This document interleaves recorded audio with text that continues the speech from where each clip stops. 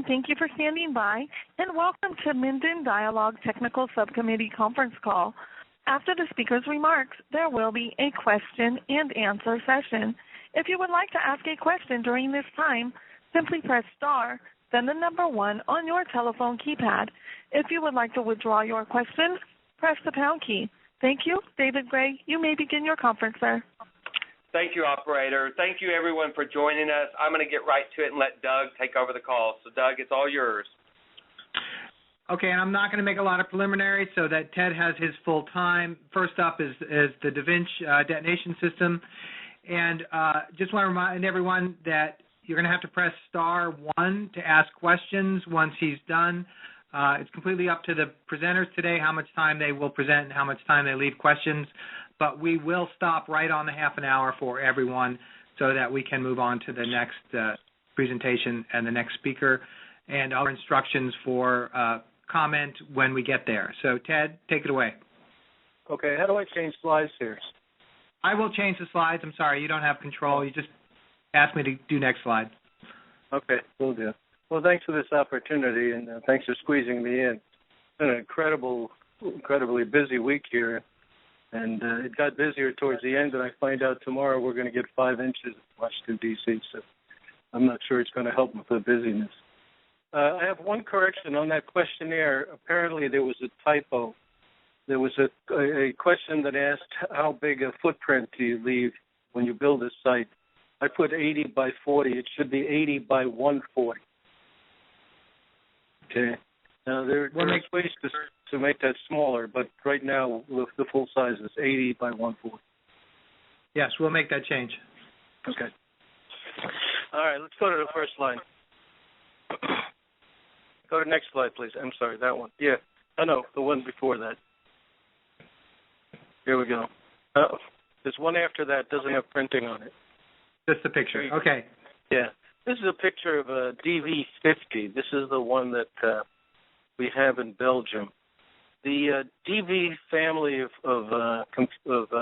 destruction chambers started in 2002, and it's now located in a number of countries. We have 3 of them in China. We have one operating in Belgium. It's been operating for quite some time. We're building one in France. We started one in Tooele. For one reason or another, we got it running, but we never ran any agent to it, so we still have that one. The system has become sort of the new generation of destruction of weapons. It uses a phenomena that's not well known, and that's shock-induced chemistry. Now and then you'll find people referring to that. There's some people studying that. So it's a combination of the explosion and the shock-induced chemistry, which changes things. The other added advantage of this is you can actually tailor your byproducts. It's not just a chamber. It's actually an instrument. You can run reactions during the explosion. So you can add or take away things for instance, we do shots at reduced pressure, and that really helped us when we were doing lewisite, because in a normal explosion in lewisite you create arsenates, and they're very toxic. But by reducing the amount of oxygen, you just create elemental arsenic, which is not very toxic. And we can use that system to tailor that. So I'll go through some of the design features and the history of this. I'll try to do it very quickly and explain some of the issues and some of the problems we may have here. Okay, next slide. Next slide, Doug. Good. Here's all the places we're located. We've done 3 large jobs in Japan, the largest one being Kanda. Kanda was a harbor that was dredged, and we thought we'd find a few hundred rounds. We ended up finding almost 3,000 rounds in that harbor. We have 2, and we're about to put a 3rd system in China. Japan took responsibility for the abandoned weapons in China after World War II as part of the treaty, the Chemical Weapons Treaty, and the OPCW system. Pocapel is the one in Belgium. It's been running the longest, and it's the only one that's actually doing conventional weapons right now. The others are all tied to chemical weapons. And the Sequoia is the French one. We just won that competition. That'll be an interesting design. The French law prohibits any handling of weapons with chemical weapons, with chemical agent in them, so it's going to be a totally robotic system. Okay, next slide, please. Basic system is fairly simple. We suspend the munition in this chamber. The chamber has a tube with two hemispherical heads, and I'll show you how we make that. That's part of the sort of the advantages of the system. The munitions are suspended in there. We minimize the oxygen supply, and we do it for a couple of reasons. One is to prevent the formation of oxygenated byproducts. Oxygenated byproducts like dioxins, furans, sulfur dioxide, nitrogen dioxide. By minimizing the oxygen, we're able to control the number of those and able to scrub them out. Secondly, it's by doing it under reduced pressure, we get a sound dampening effect. I've stood 15 feet away from a shot, and all I heard was a slight thud. There's no noise that will disturb your neighbors or cause havoc in the community. We then do the detonation, and from the detonation we collect two things. One is the off gases, and two is the metal fragments. And I'll show you a little bit how we treat that. We treat the off gassing in a very unique way. It's called hold, test, and release. Nothing goes out into the atmosphere until it's fully vetted as clean. Next slide, please. Oops. Back up one. Okay, go forward. I'm sorry. I didn't realize it was in that order. Okay. This is the structural advantages of this chamber. It's a double-walled structure. It's made out of laminated steel construction, and I'll show you something that's very, very interesting. It's designed under ASME, that's the American Society of Mechanical Engineers standard for leak before burst. ASME set some standards on pressure, designed vessels that say before they burst or before they explode, they have to be designed to start to leak first so that we can detect it and stop the operation before it goes to the burst mode. And this thing is fully compliant. In fact, it's the only explosive chamber fully compliant with the ASME code. And it has a real-time fatigue damage monitoring system, and I'll show you one of them. The beauty of that is it helps you predict the life of your chamber. The system is tied to all the systems around the world. We have strain gauges on every shot. We collect the data, we run it through our models, and we're building up a database so that we can predict the life of these chambers. Next slide, please. If you see, if you look at the DV50, I'm using that one as an example. The one we have in Tooele is a DV60. I'm sorry, that is a DV60. That is the DV60. Yeah, it's an inner chamber with an outer chamber. The outer chamber is really the highly engineered laminated system. That is designed to flex, to be able to take any kind of explosion. And the number 60 is the rating. So if you see a DV60, that means it was rated by the DDSB as a 60-kilogram limit. That's 60 kilogram of TNT equivalent. Okay, a DV50 would be 50 kilogram, et cetera, et cetera. So that is really, when you ask about throughput, that is really the thing that controls the throughput is the limit. The system actually can take 75 kilograms. However, DDSB, for those of you that don't play the acronym game, that's the Department of Defense Explosive Safety Board, requires you to rate it at 25% below its capacity. So it's a 60. Everything explosive that goes in there has to total up under 60 kilograms. That's quite a bit if you think it. This is kilograms and not pounds. And you'll see other DVs later that are different size. For instance, our new transportable one is a 30, and that was built so it could be lightweight and go onto walls. The reason for the tank down there in the picture is the outer walls are made out of the same material that we build the turrets on the tanks in Japan with. It's a laminated steel material. Next slide. If you take a look there in the sort of the beige color, you'll see that there are multi-layers of steel that are fabricated around the outer vessel. The inner vessel is a forged steel container, and really that's only there to prevent shrapnel from damaging the outer vessel. With all the shots that we've taken up now, we have not had to remove and repair the inner vessel for any reason. We also have a unique detection system. We use pilot holes to get down to the first layer. If there's a crack in the inner layer, we will detect it very quickly. In most cases, we can fix it rather than replace it. Next slide, please. I mentioned the leak before burst. In the interest of time, I won't go through that, but it is ASME. It is compliant with the ASME. There is no certification. It's just compliant with the ASME standard. Next slide. This is a picture of a pressure vessel that went through burst before leak, which is the thing that we avoided in the design standards that we built. And if we had more time, I can go into more detail on that. It really is an interesting engineering problem. Next slide.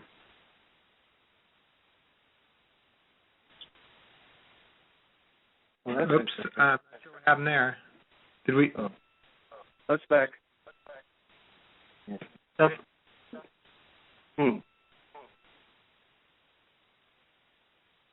So somehow in putting it in the system, it just didn't come through. Well, try that was the environmental slide that popped up in the middle.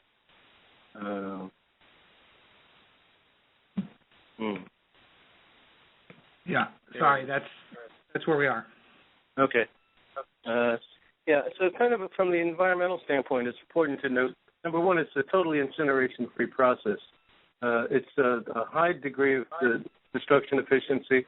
It's 6 nines, as we call it, which is 99.49 after that. It's a closed system of hold, test, and release. I'll show you a diagram of that. After every shot, we evacuate the chamber.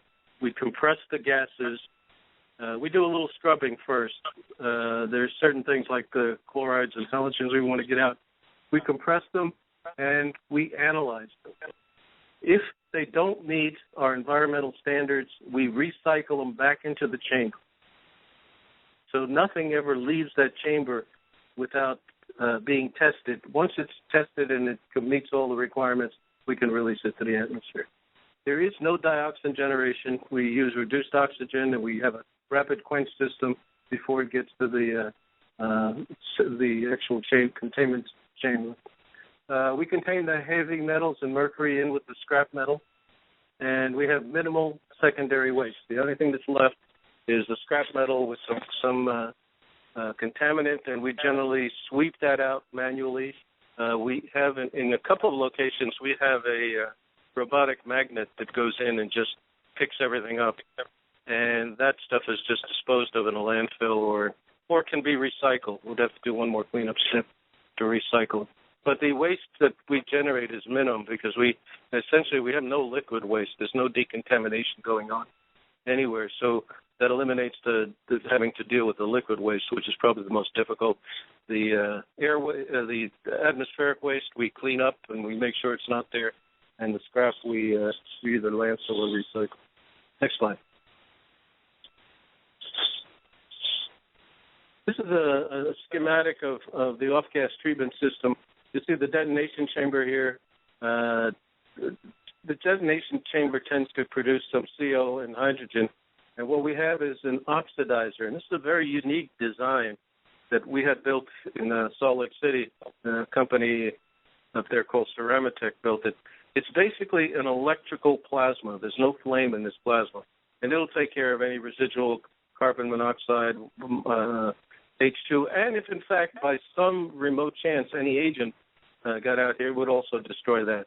It goes through a compressor, the holding tank, and then we also have, once we decide it's clean and we release it to the atmosphere, we put it through a carbon filter one more time. Next slide.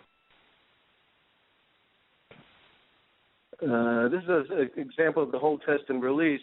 If, in fact, the holding tank produces material that still needs to be taken care of again, we recycle it back to the front end of the detonation chamber and push it back through the oxidizer. And usually that pass will take care of any residue that might have got caught. We do have plumbing to be able to put it back into the detonation chamber, but we've had no need to actually do that. It's taken care of by the oxidizer right here. Next slide, please.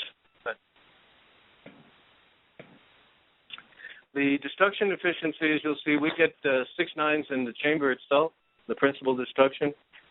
We get an added margin of additional 4 nines in the oxidizer itself, and then there's a 99% additional in the backup where we put in the sulfur-impregnated carbon. As you know, there are materials like occasional mercury vapor might get out. Sulfur-impregnated carbon takes care of all of that. So we've taken care of trying to identify every possible effluent and making sure it doesn't reach the atmosphere. Next slide. We also, this is a picture of what the fragments from the munitions look like. When I say we sweep it out, we don't do it at every shot. We actually let it build up in between shots in the interest of increasing the throughput. And then we either remove it magnetically or in the smaller units, we just sweep it out and collect it. We do a headspace analysis when we put it in a can and we see if there's any contamination, whether it's explosive or agent or anything like that, because you also don't want trace residues of explosives going out. We also, in some sites, we collect all the liquid waste, which is all the rainwater that comes off of this site, and it all goes into these drains, and we process all of these drains. But that's this liquid is not really liquid that's ever been in contact with the material itself. So this liquid is basically from the rainwater, from the wash, from anything that was on the site. So we make sure that doesn't enter the environment either. Next slide. Another interesting feature of this system is if you have ancillary materials like packing materials, filters, things that you used and you were afraid that it might be contaminated with explosive waste, we could process that too. This is an example of what we did with the filter systems. I believe this was Canada in Japan.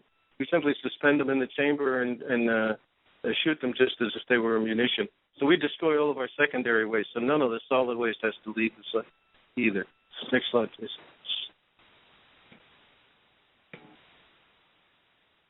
Next slide. I'll show you some pictures from the current deployment sites. Now, this is the one in Canada. This one has a robotic arm here that actually suspends the munition in the chamber itself. This door slides open, the arm puts the munition in, and no people involved. This one's unusual. Most of them the suspension is manual. We have people that wrap the donor explosive around the material and they bring it in, they suspend it by hand. In Canada, because of the volume, they decided to go with a robotic system. We can go either way, depending on what your safety analysts think, but we believe both are safe. When you're dealing with the M6 explosive that you have over there, we probably don't need the donor charge. We can handle it with just an igniter. But we have not, and I have to be honest with you, and I said that in the report, we have not run any M6 through here.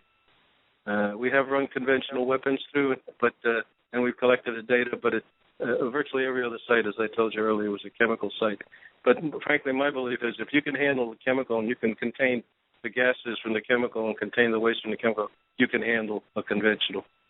So I'm confident that we have a pretty good solution here. Next slide. Ted, I just want to give you a time check. You got about 8 minutes left if you want to leave any time for questions. Gotcha. Thanks. Next slide. Yeah, here's a picture of these old World War II munitions. This is the donor charge. It's in what we call a sausage. It's harmless explosive. You could ignite it. You could shoot it. It won't go off. It doesn't go off until you put a blasting cap in it. Next slide. This is an example of where we suspend multiple rounds. Here's an example where we suspended 3 105s, and then we ended up with 2 batches of 3 105s, so we could do 6 rounds at a time. So again, as long as we don't exceed the 60-kilogram limit there. And by the way, M6 is rated at 60% of TNT equivalent. So M6, you can actually do more M6 than you can TNT or other explosive in here. Next slide, please. This is the 2 in Nanjing, China right now that are fully operational. These are 65s. Next slide. This is the design for the robotic one in France. This will be quite clever. It's under construction right now. Next slide. This is the test for the DV60. This is the one that's sitting in Salt Lake City right now. When we finished working with it in Tooele, we brought it out and stored it in Salt Lake City. It's really scheduled to go to the Middle East next year, but we can actually provide that. We believe we can provide that. We're going to take a look at what the state still to do. That is immediately available to get started. Next slide, please. Now, I'm not going to go through these slides. Go to the next slide. Because this is a picture of the history of the DVs. We started with the small mobile one in Lake Cujaro, moved up to 45, 60, 65, 50, 60 in Tooele. And this is the newest one. Next slide.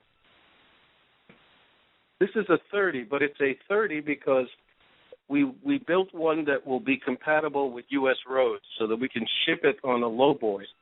And one of the neat features on this one, next slide, please, is these hydraulic legs. Basically, next slide. The truck pulls up, legs go up, truck pulls away, and it's set. This one takes roughly 7 days to install and be fully operational. With the DV60, it takes about a month, maybe even 5 weeks, depending on it.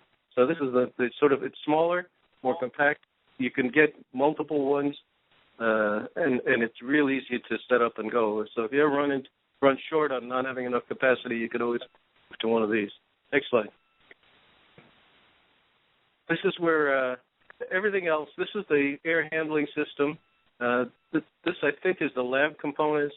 Everything is built in standard Connex frames so that you only need standard Connex loading equipment to get it on and off trucks. No special cranes or attachments or anything like that. Next slide. So that's the summary. It's environmentally friendly process. Whole test and release is the engineering design for that. Robust chamber, leak before burst. Historically proven process. We've done 43,000 chemical munitions. That's over 100,000 pounds of chemical agents combined with explosives. It's well experienced, developed and designed by a major steel company. Kobe Steel is, I think it's a $15 billion corporation. It's a huge corporation. And we have a mobile application. So that's my story. I was really excited about this, being a chemist myself. The ability to tailor the kinds of waste products you've got, and the ability to get rid of virtually anything you want with little or no safety or environmental implications really got me excited. So I'll leave it at that. We just have a few minutes for questions. Please press *1. Ask your questions as succinctly as you can. And Ted, if you can answer quickly, and we'll get through one or two questions here. Anyone who doesn't get a chance to ask their questions, please, you can either send them to me or send them directly to Ted at his email, and we'll collect responses in the next couple of days. Operator? And your first question comes from the line of Wilma Subra.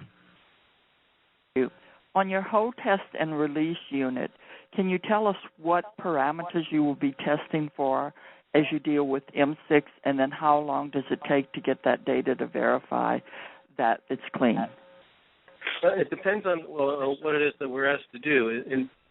We have to meet, in the U.S., we have to meet the regimen of the Clean Air Act and the information the EPA provides us as to which systems to analyze.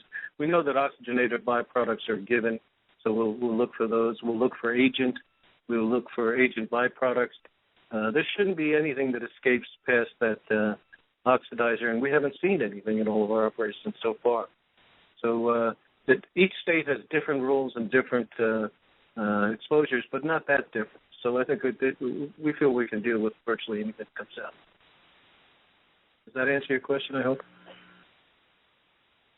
Your next question comes from the line of Slavo Lomnicki. So I have two very quick questions. I imagine from your presentation that you never done the test actually with M6. That's right. And the big difference between the M6 and and other explosives is that it contains much less oxygen. So right. Since you are performing your explosion in vacuum system. You're relying solely on the oxygen content that is in the material. So based on that, from M6 only, you will have much higher concentration of organic species getting out of the system instead of CO. Yeah. Well, again, we're going to have to model that. Since we haven't run this before, we don't have any empirical data. We do have a model where we'll run and we'll decide what the level of oxygen that we'll have to have in the chamber. And that's I believe one of the advantages of the system is that we can vary that. So I believe that we can get sufficient oxygen to totally destroy the material in the M6. As long as it has the organic component in it, I think we're okay.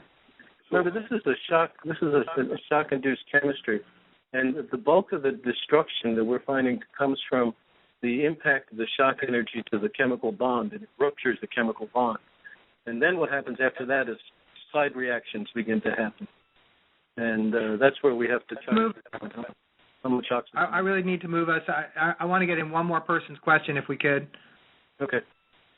Your next question comes from the line of Samuel Mims. So I just have one question. If you were the person that was your company was awarded this contract, how soon could you start? And given that we have somewhere in the neighborhood of 16 million pounds of M6, how soon could you start? And how long do you estimate that it would take you? We haven't done that calculation yet. One of the throughput is going to be very difficult on this. My feeling is if we can get the unit out of Salt Lake, if we can get that down there, we can get that unit up in a few weeks. We would go after the most dangerous material first, the mixed lots, the stuff that's been out of packages or the stuff that's improperly stored, etc. And I think what we could do is we can pretty quickly get rid of the dangerous material. And then while we're doing that, we want to be able to schedule the rest of the material. 15 million pounds is a huge number. We just have not sat down and calculated what the throughput should be. It may be that once you get started, you may need a second device to meet your schedule requirements. But first, I'd like to get down there and just get rid of the dangerous stuff. Okay, one more question because we did start a few minutes late. And your next question comes from the line of Ian Snellgrove. Yes. What's the capacity for the M6 for that DV60 that you're thinking about bringing in? Yeah, well, again, for the total containment chamber. Yeah, the DV6 is 60% of the TNT equivalent. So to meet that 60 kilogram level, we can actually put in about 75 kilograms of the M6 per shot. We can do if we don't use a donor charge, we can do a shot roughly every hour. We can then run multiple shifts. This thing doesn't have to sit idle overnight. If you want to have people running multiple shifts, we can continue that way. So, like I said, we haven't done the math yet. In between that, we would have a cleansing shot every maybe 10 shots.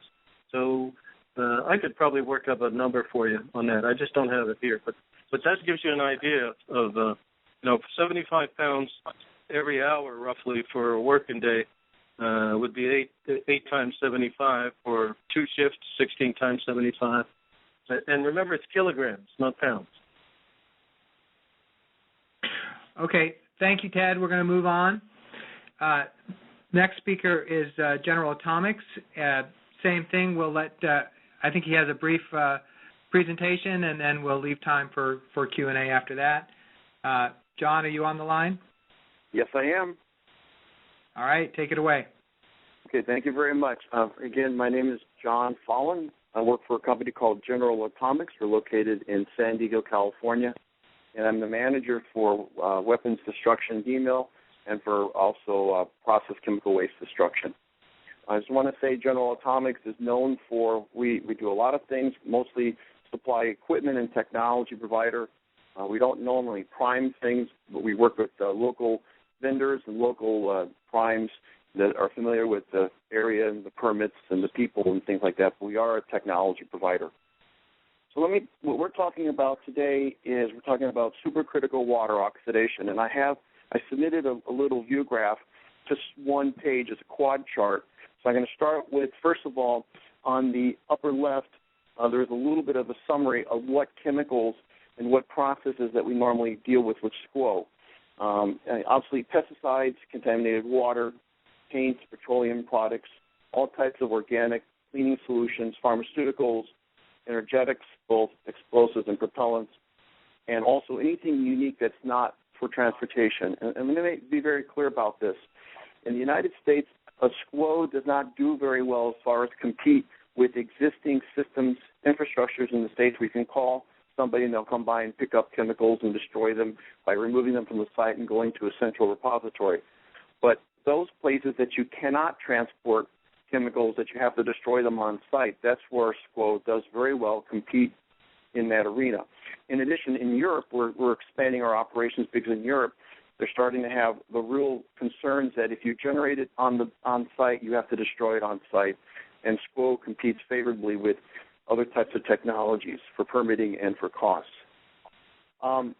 There is a list of chemicals. I can get that to you guys. We have a very big, long list of different types of chemicals that we process, including energetics. I can get that to you if you're interested in that. So on the upper right-hand corner, I describe what is supercritical water. And it's not magic.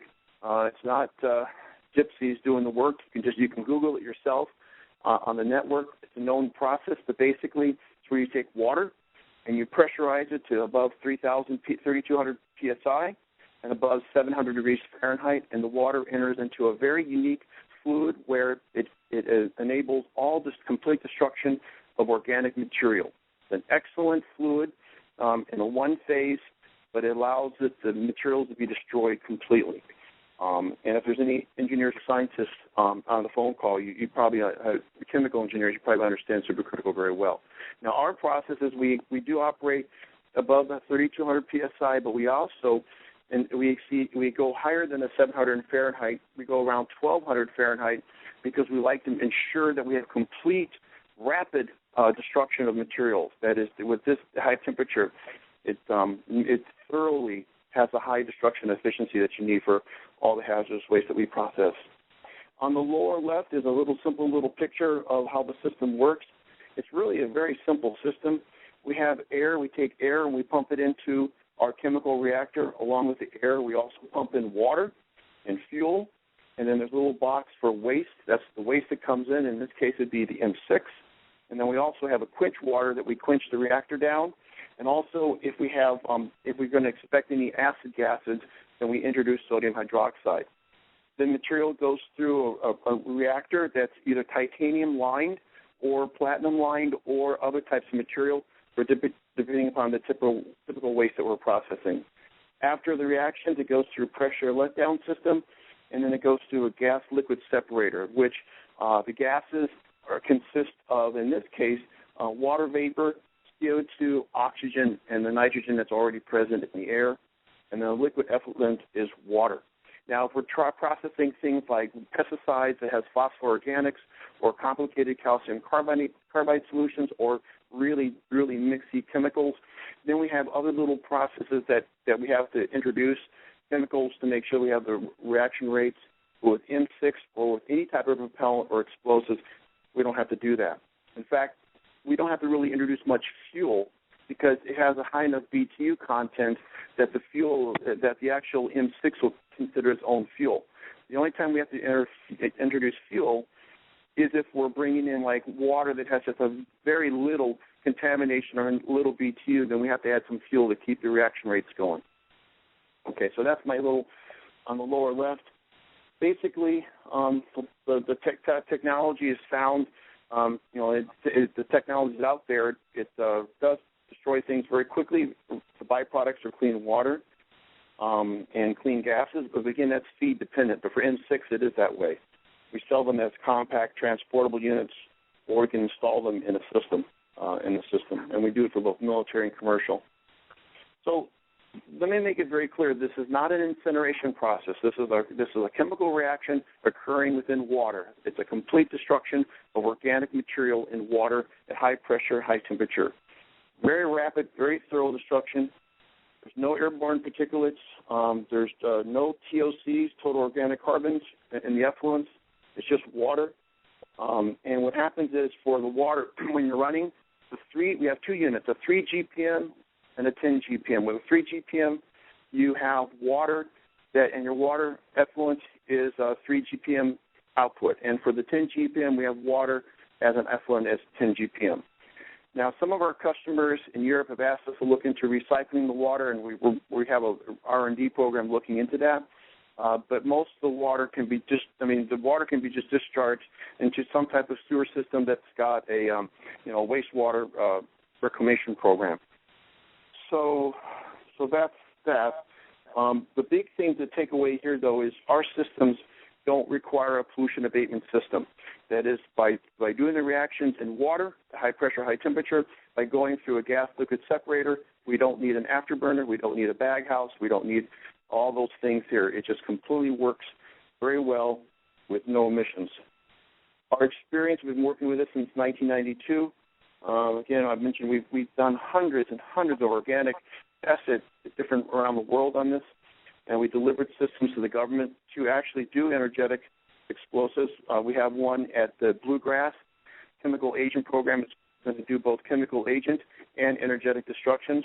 We have one in Korea that processes red water, which is TNT in water, and we have other systems that we have implemented at Tuala. We have delivered also systems like this for commercial clients, not for energetics, though, but for other different types of hazardous chemicals. And we have a good permitting history with that. At Camp Minden, we have a Subpart X permit for this. But again, this is all for on-site destruction. If you're talking about taking the waste off-site, then you have other technologies that are available. We do have, on the lower right, we do have a system already at Camp Minden. We have an air compressor, and we have the SCWO unit along with all the monitoring equipment and the controls equipment. It was there, and we had it there to do some testing of energetics. We ran some propellant, also other types of explosives through the unit just to determine destruction efficiencies. So the system's there, and we were considering getting ready to pull it out, but we'll see how this goes. Okay, of course, the one thing that the whole thing here is the M6, and the M6 has got to be prepared to be put into a SCWO system. So there we have to employ slurring technologies. We've built systems for Germany for slurring energetics, and there's slurring technologies available. They do it at various Army bases, and there's technologies out there. But basically, we have to take the M6, break it down, put it into liquid water, and pump it into our SCWO systems. We have designs because we're going to use it. We're going to use it Bluegrass. So we have the designs. That's the only thing, though, we have to do is, as far as procurement, is build these. We don't have to do design. We just have to build them. So let's talk a little bit about schedule.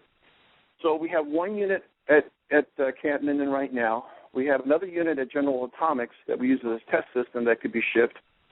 And then we also have another unit that we can get our hands on. Then we have a 10 GPM unit that's located at McAllister Army Ammunition Plant. This 10 GPM SCWO system was being built at Camp Minden, but got transferred to McAllister for storage. We'd have to work with the Army to get it released. But this 10 GPM obviously has more throughput capability than the 3 GPM. So a 3 GPM can process at max about 8 pounds per minute of M6. The 10 GPM can do 26.6 pounds per minute. Now, that's the maximum it can do. It depends upon actually how the M6 really is at the site, and there's some other factors that are involved, but that's the maximum we can have a throughput on. There's a schedule where you can actually mix and match, where you can bring some of the 3 GPMs, get the slurry feed systems installed, get the 3 GPMs online. In parallel, you get the 10 GPM finished, you get it installed at Camp Minden, so then you can start running all systems, but they'd be staggered. Some systems would be gone earlier, other systems would be done later. but we approximate that with some methods you can get done between 13 to 15 months, maybe a little sooner. This would be something that we'd have to work out, but we've looked at this scheduling where you could bring multiple units online and get done between 13 months. Now, if we bring another unit online, it might be done a little sooner. So we're just looking at all the different available iSchool units that we have. So with that, all systems, though, we require, when we get them at the site, checked out, start up, run them, and then we can start doing intermediate destruction. So in conclusion, we've been doing SQO for about 20 years. It is a clean waste destruction process. It doesn't compete with off-site incineration or off-site deep well injection, but it does compete for on-site waste destruction. And it does it quite well. It's doable, and we think it's doable within the budget that you've established. Of course, we have to work with a prime to establish that, but we think that it's certainly worthwhile to do that within the budget. It can be done. Because you're not buying the SQO units, we're just getting them from repurposing them from other sites. So there's no purchase of the units, we're just moving them and renting them out. So with that, I guess I'll open up I know that was pretty hurried, but I know we've got a time limit. But if you got questions, go for it. Thank you. I encourage people, again, to be concise with their questions and concise with the answers so we can get as many questions in as possible. And I'm just going to hold it to one question per person. If there's time, you can get back in line and ask multiple questions. Operator? Again, if you would like to ask a question, please press star 1 on your telephone keypad. And your first question comes from the line of Slavo Lomnicki. And Operator, can you also check if Bob Flournoy is in line? He has his hand up. If not, can you open his mic at some point? Thank you. So I'll start with one question, and then I will go at the end of the queue. So first question, I will start with comment. There is no system that has 100% destruction. It's thermodynamically unfavorable, and everybody's saying that, but it's impossible. So there is always some byproduct formation. So my question is, since your system is not closed system, and you plan to release your water, so the question is, what's the yield of wastewater per pound of a material, and did you do any tests of the organics presence in that water? Yes, we've done tests on the organics of the water. I'm not here at the company, but I can get that information to who wants to review this. I do agree there's nothing like considered 100% destruction efficiency, but we have 99 with a lot of 9 destruction efficiency after that, and we do have the data on that. But yes, I can. I don't know the small amount of items, but I do know that whatever is in the water, it's able to be released into commercial wastewater treatment systems. Your next question comes from the line of Mickey Walsh. Yes, I have a question about the startup and shutdown efficiencies. Since you just mentioned that, are they also the same efficiencies for startup and shutdown? Yeah, yes. In other words, when we start up the systems, we don't have any of the waste or like the M6 in there. We would just bring it online, get some diesel fuel in there to get it at temp. Once we're at temp, then we shut the diesel fuel off and we pump in the M6, and then the M6 goes. And these units are designed to run 24/7.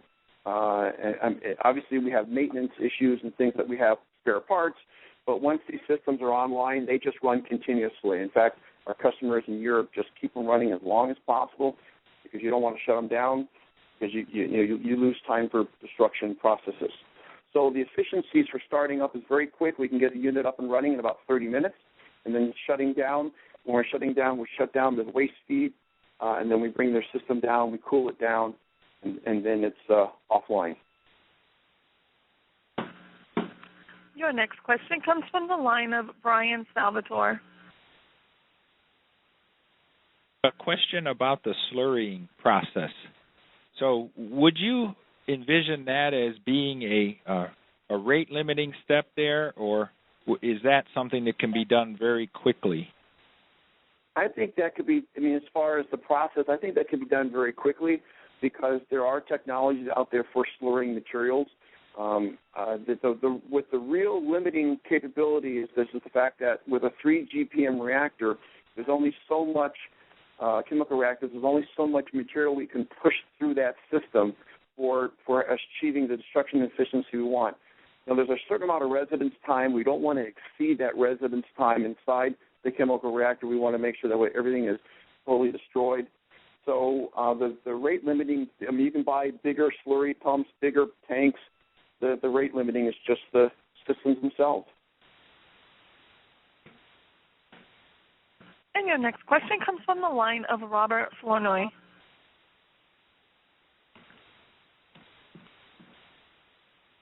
Exist at Camp Minden. And it's probably several questions in one, but explain to us how long it's been there and what did it do? I didn't understand that. You said you ran some explosives through it, but did you run M6? Okay. We did not run M6 at Camp Minden. We've run M6 on other school systems for other test programs for the United States government. But at Camp Minden, we brought the SCLO system there, installed it, and we ran AP propellant. This is from the MLRS. We also ran yellow D through an explosive, and we also ran some HC. It's a hexachlorochemical for HE smokes. We also used the system for demonstration of cleaning up very important cleaning solutions for like generators, steam generators, and boilers and things like that. Now, so the unit at Camp Minden has never touched M6, but it has processed propellants for the AP program. And it's been there, I think it's been there since 4 or 3 years, something like that. I know that we shipped it out there, we installed it, got it running, tested it out, and then we ran a variety of test programs out there. So I would say maybe 3 years. It's been out there for 3 years. Your next question comes from the line of Slavo Lomnicki. All right, Slavo, I'm going to hold you off. I've got Mickey Walsh and Brian Salvatore with hands up. Operator, can you see if you can, for some reason they're not able to do *1, I guess. You said Rick Broussard? Brian is in the queue. Brian is in the queue. Oh, Brian. Okay, then go ahead, Slavo. I'm sorry. I can't see who's in the queue. I just see hands up. Brian Salvatore is online now. Okay. Go ahead, Brian. Yes. So I'm sorry. I thought we could ask a second question if we went back to the end of the queue. And I do have an important question because best case scenario here, once everything gets set up, is 13 to 15 months. And if it's just a matter of getting another unit or two, this is a huge project. There's time-critical material out there. If you recognize the uniqueness and the dire urgency of this project, would it be possible for you to fabricate 2 more of these 10-gallon per minute units? Is that humanly possible? Oh, yes, it is. You've nailed it right there. Really, this is really a logistics. It's not a chemical engineering problem. It's more of a logistics. You can have as many things as you want in parallel, and it will do things. Rarely do you have the chance to have more things that can do things faster, but in this case, you can.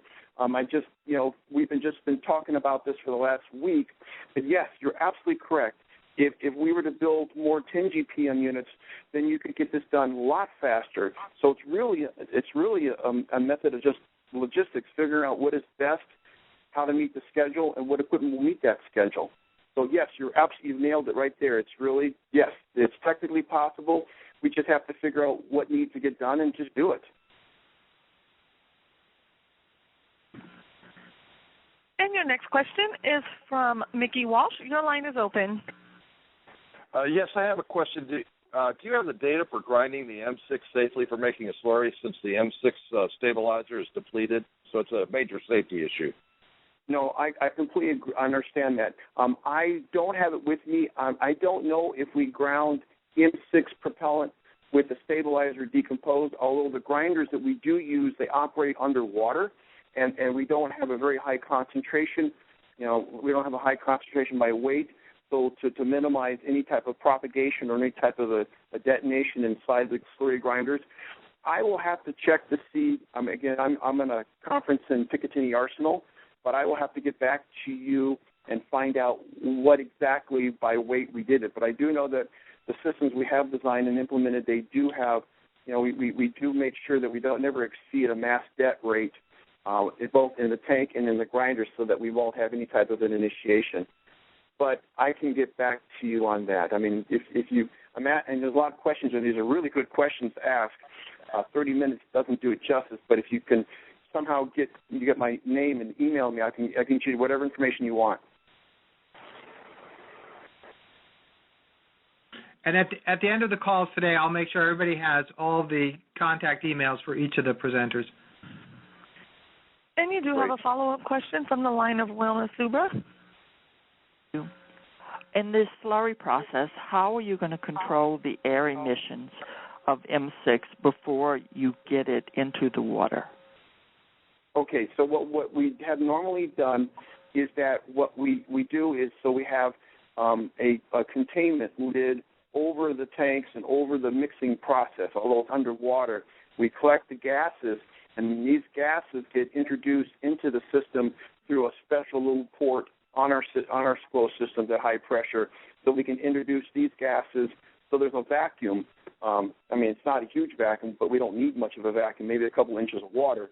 But nevertheless, it's a vacuum to make sure that any gases that are generated go right into the SCO reactor and they get treated. And your next question comes from the line of Rick Broussard. Yes, I'm concerned about the water used in the process. There's water used in the operation, but there's also water, like you indicated, used to grind the M6 prior to putting it in there. I'm assuming that water goes through the process. Also, the two 3-gallon units and the one 10-gallon unit would represent about 50,000 pounds a day, given a 20-hour day, which equates to about 6,000 gallons of water per day, if that's a 1-to-1 ratio. And I'm not sure what that ratio is, but 6,000 gallons a day is a significant amount of water to have to truck to a wastewater treatment facility. Also, it's going to take a fairly large design criteria from a wastewater treatment plant. Design capacity of ours is 2.4 million a day. The design capacity of the wastewater treatment plant on the Camp Minden is undetermined at this point, but I know it's significantly smaller than that. So that's going to be a significant problem as far as dealing with that effluent. Could you expand a little bit on that?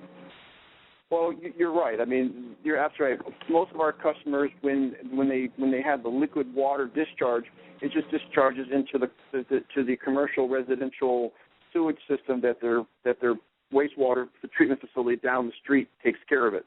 But you're right. It's something that some of our customers ask to look at reusing the water, and so we're looking into how could we take this water. But you're right. I mean, if you add up the 3 GPM and the 10 GPM, you're going to get 3 gallons of water per day per minute for each unit, and 10 gallons of water for the other one per minute. So you're right. You are going to get a lot of water. And you're right. The water that is used in the slurrying, that water just goes right into the reactor system. So it's not like we have water standing around. Every water that goes in goes out. The question is, you're right. Can we recycle that to minimize the impact on the downstream processes? And that we're going to have to look at. I mean, our engineers think we can, but this is something that we want to do a little test and check that out at GA to see if we really can. But that's a good question. I mean, that's what some of our customers have asked us is to look into that recycling of water, so there's not much of a demand both on the input of water and also the discharge of water. And you have a follow-up question from the line of Slavo Lomnicki. So I have a question regarding some other materials that has to be treated like BCI. It contains a lot of chlorine, and in supercritical water systems, you can actually form a very oxidizing hypochlorite species when you introduce chlorine. and later release. So how are you planning to deal with that? Okay, in my little drawing up there, I show that we have a sodium hydroxide feed. So what happens is we mix the sodium hydroxide in the quench water so that when the species come out of the reactor and they go through our pressure letdown system, they mix with the sodium hydroxide, and then they build a salt, and then the salt can be filtered out and removed. And the system that some of our systems do have chlorines in there, and we do have to take care of any of the chlorine subspecies. So we just react it with sodium hydroxide, and you just get salt. Your next question comes from the line of Samuel Mims. And this is the last question. Go ahead, Sam. John, I just have one question. You said that you're not interested in being a prime. So have you been in contact with any of the companies, as you indicated, in Louisiana that might be willing to work with you in partnership? We have we started talking and reaching out to them. I think a lot of the companies are on a wait and see what what this committee recommends. But certainly, again, our business program is just supplying technology, people to help with the transition and training and all that. So, but yes, we would be more than glad to partner with a company in Louisiana. And we started phone calls on Friday, but I think people are just waiting to see what your group recommends before talks continue. Okay, very much. Appreciate that. Appreciate everybody's patience with the timing. Next up, we have the team from CH2M Hill. David, are they on the line? Gene's line is open. Yeah, okay. We're on the line. So we have the team from CH2M Hill. They don't have a specific presentation. We have put their table up if you want to point to some of those things. Just to remind folks, and Dinah Safe, as an introduction, your time is your own. Please do try to keep some time for questions at the end of this, and we will end right on time on the hour. So with that, I'll let you take it away. Thank you very much. My name is Gene Wells, and I'm representing the CH2M Hill team. We are looking at providing for you guys to help you with your local community problem there, a technology that we think is beneficial and effective. It's basically going to be comprised of 2 thermal destruction units that will allow us to feed measured amounts into a conveyor system that has individual trays on it. The individual trays will contain a specified amount of either the M6 or the CBI, the clean burning igniter. Those systems will be controlled by a programmable logic controller system. It'll be an automated system. It will require human operators to interface with the system, but it will be very highly automated with all of the necessary safety and control interlocks that are built into that. Those 2 systems will take the feed from the feeding system, which is a water containment system, so that we can help stabilize the propellant a little bit before we place it into the feed trays. And then those trays will go into what's called a chimney area. In the chimney area, there'll be a controlled thermal destruction process that'll generate the off gases, and those off gases will go to a pollution control system. Once that process is complete in the chimney, the tray, which contains the small amount of ash that will remain, will move out into an ash disposal area where we'll dump the ash so that we can qualify that and ship that out as the necessary waste. And then the trays will go into a cooling system or a cooling area so that when we refeed them with the propellant, they're not too hot and they don't self-ignite.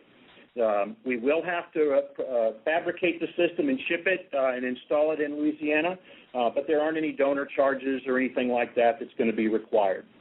Our team has a pretty broad experience working with similar types of propellants and high explosives worldwide. We are taking that broad-based knowledge and experience, and we're going to apply it to this specific technology with a much higher throughput that I'll get to in just a few moments. And we are very confident in the success of that solution. We also have a unique position. We're working with some folks that you may know already, and that's XPAL, who already have the working permits in place and actually have a really good presence at Camp Minden now. And they've been handling the M6 as well as a number of other items and explosives on the facility. They have a really good handle on the logistical challenges. All of their personnel are properly cited and certified with the necessary licenses and certifications. They're licensed by the Louisiana State Police as explosive handlers. They have their blasters licenses and their commercial driver's licenses. They also have the necessary alcohol, tobacco, and firearms licenses so they can safely transport and handle the M6 and the clean burning igniter from the storage magazines to the central treatment area on Camp Minden. We do believe this technology is applicable to the M6 and the clean burning igniter that's stored at Camp Minden. We anticipate approximately 6 to 9 months for the design and construction and implementation of the system before we actually begin full-scale operations. That will allow us to use, or we'll be using a footprint on the E-line. There's a 200 by 75-foot concrete pad that we're confident will house the entire system, both tunnel furnaces and the off-gas treatment system. The other thing is it's conveniently located with reference to the bunkers so that we can do the handling and transportation operations effectively and safely, maintaining the necessary safe work distances for both the workers and the public.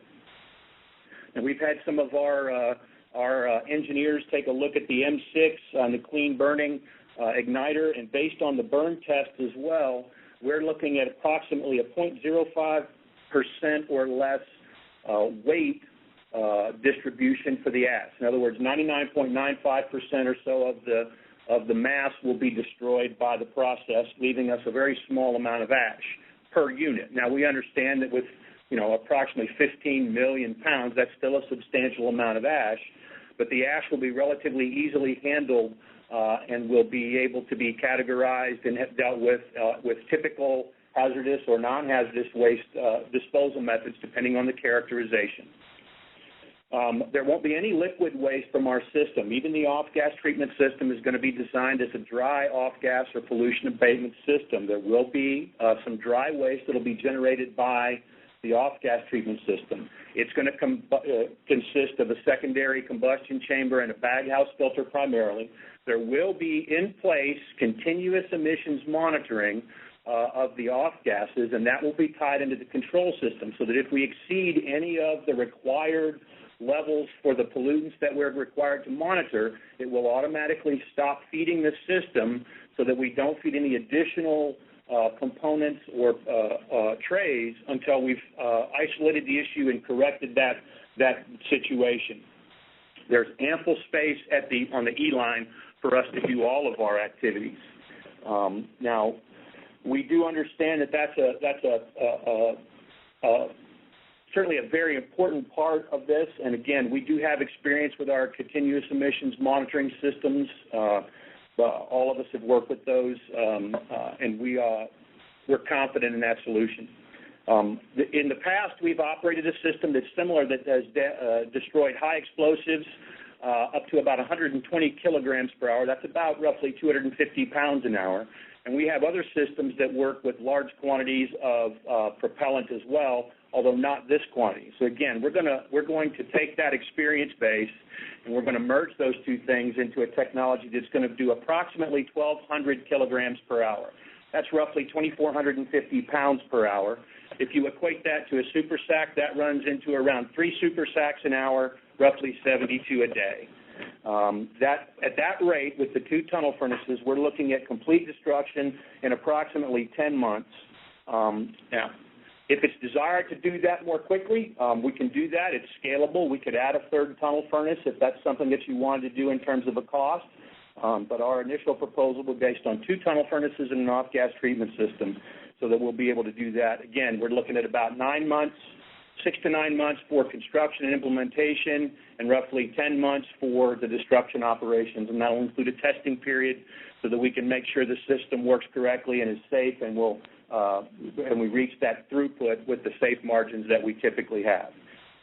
That's really all I had in terms of a presentation, so I'll be happy to open the floor to any questions that you may have. Again, if you would like to ask a question, please press star 1 on your telephone keypad. That is star 1 to ask a question. And your first question comes from the line of Slavo Lomnicki. One very quick question.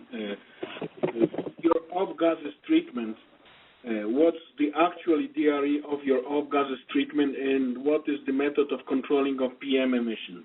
And if your system can comply with new MCAP standard? The destruction removal efficiency isn't finalized yet, Dr. Lomnicki, but it will be in excess of 99.9%. We will have a bag house in place to control particulate hazards, and those will be collected by the bag house system and will ultimately end up in a drum. I must confess I'm not familiar with the standard that you mentioned, but we typically design all of our systems so that they're compliant with the MCAT. Does that answer your question, sir? And your next question comes from the line of Robert Flournoy. Gene, the 6 to 9 months for the fabrication of the units is long, and also the 10 months to dispose of it. We're at time critical. Time is critical in this process. Do you have any way of shortening that time for the fabrication? Mr. Flournoy, that's a great question. We've actually been debating that and looking at that. There may be some advantages that we can take care of or use to do that, but at this point in time, we really have to stick with our 6 to 9 months. We will, of course, work to do everything that we can to shorten that time, but this early in the ball game, that's really our best estimate. We will, however, look at, as we look at the procurement and installation, we are going to be able to factor in any resource management. We are also going to do during that time, we have, of course, other things we'll have to do. We'll have to do permitting, environmental permitting. We'll have to do the resources and management, and that's all based on the time frame of the notice to proceed. Once the notice to proceed is issued, we can give you a better time estimate because then we'll know what the resources available are to actually design and construct the unit. We think there may be some improvement, but at this point, this early in the game, we're using a 6 to 9 month window. In terms of the 10-month destruction time, again, it is scalable. We can reduce that to 7 months if a third tunnel furnace was to be brought in. And so that's a conservative estimate that we've factored in just so we can try to manage a little bit of the risk. But we do recognize that this is a critical situation. We just have to balance all that at this point with a little bit of information that we have. And I hope that answers your question, Mr. Flournoy. And your next question comes from the line of Francis Kelly. Francis, your line is open. Hi, my question is, do you have a hold test release capability for the gases? And if so, what would you be testing for? The system that we typically use and are designing at this point does not have a hold test release, ma'am. We do continuous in-place monitoring prior to the emission from the stack. That's not something that we would typically do. So at this particular time, no, we do not have a hold test and release capability. No, ma'am. And your next question comes from the line of Brian Salvatore. Yes, hi. Would you characterize the actual chemistry that's happening within inside of your tunnel furnace to be a pyrolysis? And I'm just wondering if you could state any advantages or disadvantages that this particular process would have over other technologies such as rotary kiln incineration. I have to be honest with you, Dr. Salvatore. I don't know the details of the combustion zone. I'm not sure if it's pyrolytic or stoichiometric or excess, to be quite honest with you. We typically do use pyrolytic reactions in our main chambers, but that's why we have an afterburner, so that if there are any constituents, and we anticipate that the primary byproducts are going to be CO2, CO, some NOx, and some sulfur dioxide. But based on the low weights of those compounds, we expect the SO2 in that to be pretty low. So that is why our secondary or our off-gas treatment system does have a secondary combustion chamber or a thermal oxidizer. As far as the specific chemistry involved, I'm afraid that's a little outside of my area of expertise, sir, and I can't specifically address that part. And you do have a question from the line of Samuel Mims. Good morning. Good morning, Mr. Mims. If I understood you correctly, I think you said that your output efficiency was on the order of 99.90 or 99.95 as opposed to 99.99 or even 99.9999. I want to know if that's correct, and if I misunderstood, please tell me what it is. And also tell me, do you monitor before you said you don't have the whole test and release, but do you monitor what you do release, and do you know what you're releasing? Yeah, Mr. Mims. The destruction efficiency in the destruction chamber itself is going to be in the range of 99.95%. The final destruction efficiency before any waste products leave the exhaust stack is going to be in excess of 99.9999%, 69. That's our typical standard. We do real-time monitoring of the off-gas or the waste gas stream after all treatment steps, after the initial combustion of the M6 or the clean-burning igniter. It'll go through a secondary combustion chamber we call a direct-fired thermal oxidizer. That'll operate in the range of about 1,800 to 2,000 degrees Fahrenheit. And then it'll go through a baghouse filter that will catch any particulates or anything else that might be remaining. In the middle of those, or in between those two, we're going to have a selective non-catalytic reaction step that will remove any NOx, nitrogen oxides. And our continuous emission monitoring is real-time monitoring. It's going to be after the baghouse, and it will monitor for all of those constituents. And in the event that anything exceeds the allowed permitted limit for any one of the things that we monitor for, whether it's carbon dioxide, carbon monoxide, NOx, or sulfur dioxide, whatever they may be, there will be an automatic stop feed of the system. No additional propellant will be allowed to enter the system until we identify the cause for the exceedance and we correct the exceedance. So I hope that answers your question. So the final destruction efficiency is going to be greater than 6.9, but the destruction efficiency within the chimney or the destruction chamber itself is 99.95%. Your next question comes from the line of Francis Kelly. Hi, I have a follow-up question about the continuous emissions monitoring.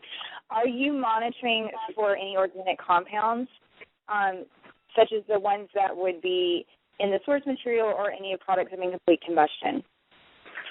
Yes, we will be monitoring for those things. That'll be part of the continuous real-time monitoring system. It's a commercially available off-the-shelf product that we've worked with some other folks before, and we'll have that capability.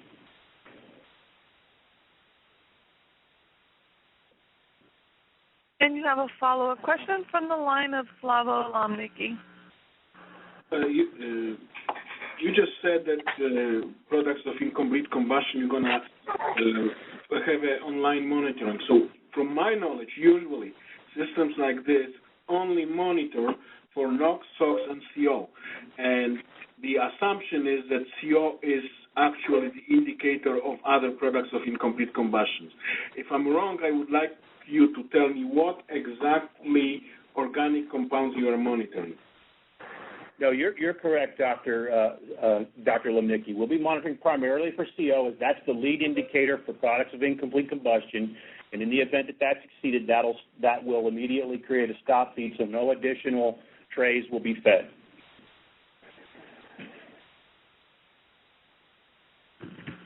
Again, if you would like to ask a question, please press star 1 on your telephone keypad.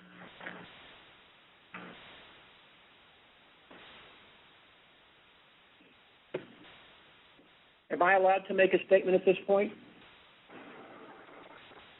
I've been pressing star 1. Can you hear me? I can. Okay. This is Mickey Walsh. I had a question about whether or not this has been done on M6 and what happens to the DNT that's in the M6 product. We have not used this technology specifically on M6. However, the DNT is going to be completely combusted during the thermal disruption process. That's my understanding from our chemical engineering. And then the other, again, any byproducts that are generated will be going through a secondary combustion process in the thermal oxidizer. And that's the same process that we used in Anniston to safely dispose of several 100,000 tons of chemical weapons. I was a part of that project as an operations supervisor, and we used a similar technology in our off-gas treatment system. We tested that to EPA protocols, and it works really, really well. And you have a follow-up question from the line of Wilma Subra. You were talking about just doing the continuous monitoring on some of the criteria pollutants, but when you have the unit set up, are you going to actually do a test burn or a trial run with the M6? And at that time, could you do sampling as well for the organics that are in the M6? We can certainly do a trial burn if that's what's required. We typically will do a test period. And again, when we do our testing period, we start with really low quantities and we ramp up at a controlled rate, continuously monitoring the system for all of its performance parameters. And we can do, if necessary, an EPA protocol for a trial burn. We sure can. And you have a follow-up question from the line of Slavo Lomnicki. Let me clear it out on the comment from Mickey Walsh, I believe it was. So the primary byproduct of the DNT would be most likely toluene and benzene and probably phenol. And these are kind of a species that should be monitored later from the overall process. And I'm 100% sure it requires some additional monitoring, not only looking at the CO, NOx, and SOx. Well, Dr. Lomnicki, I understand your question, and your concern is for the constituents from the DMT. But again, we strongly believe that the temperatures and the residence time in the thermal oxidizer will deal with those particular species. We do understand that those things can be difficult. However, our experience with a lot of other propellants, some which include the same chemistry, although not exactly the same constituents, but they do have DNT, is that the thermal oxidation does deal with those constituents, and we have not done any additional monitoring for those in any other of our applications. But again, that's actually something, going to the previous question, that you can test during a trial burn to verify that in that situation.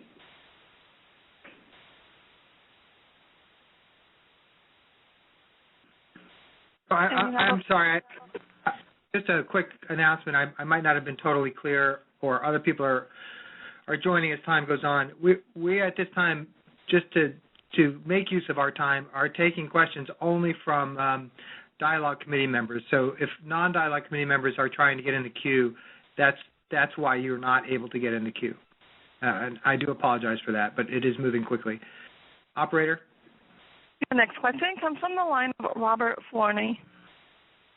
Gene, we talked earlier about the time critical with the fabrication and other issues.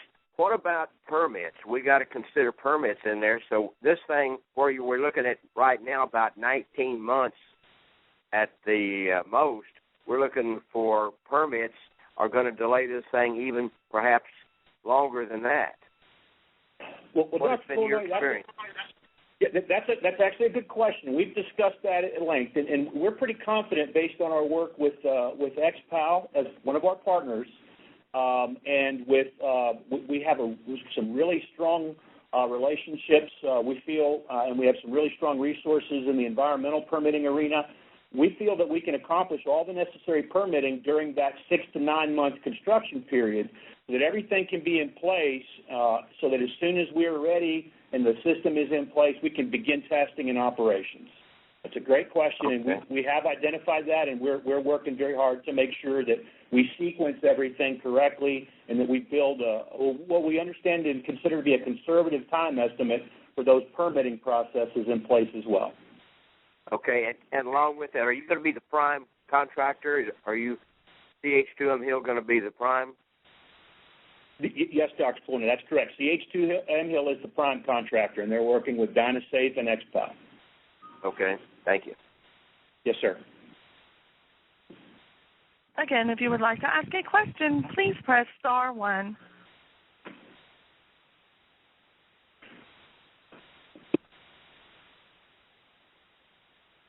And there are no further questions at this time.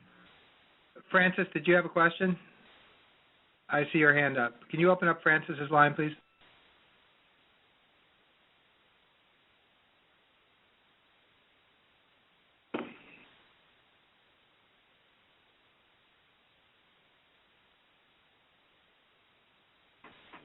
Me? Francis, your line is open.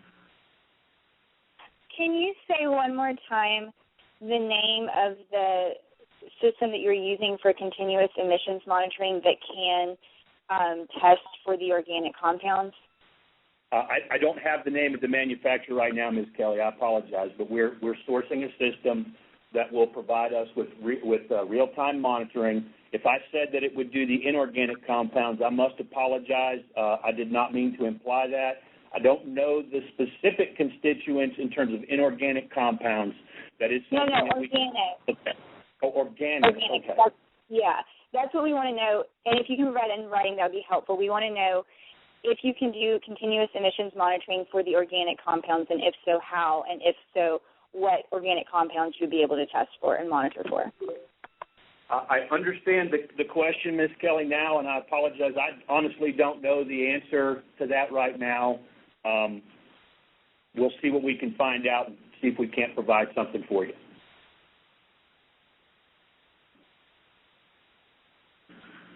Again, if you would like to ask a question, please press star 1.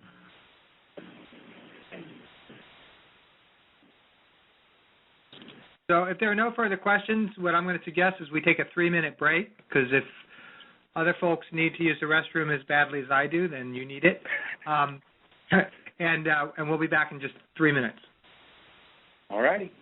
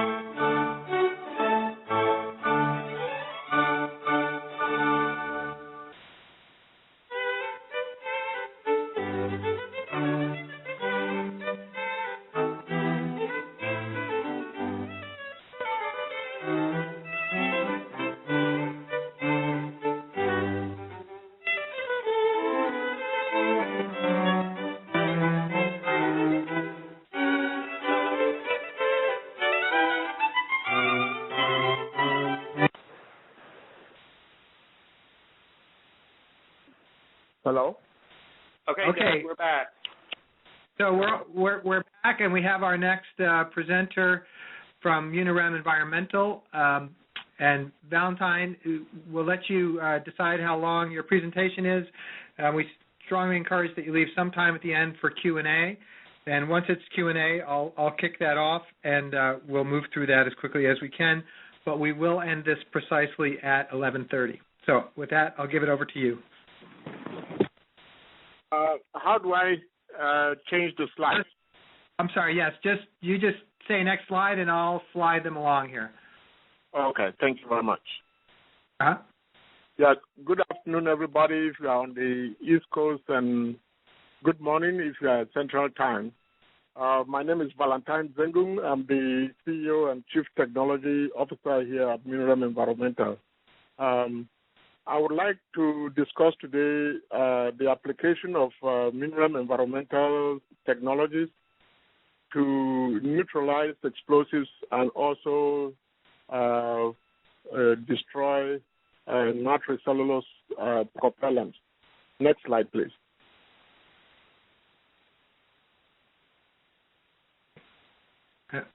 And we've turned these into a PDF, so they'll just kind of slide along. Okay.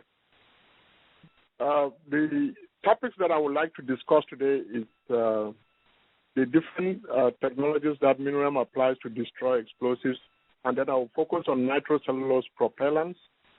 And from there, I would want to look at Unirem's approach compared to alkaline hydrolysis or other hydrolysis technologies that are available. And then I'll end with a summary and conclusion. Next slide.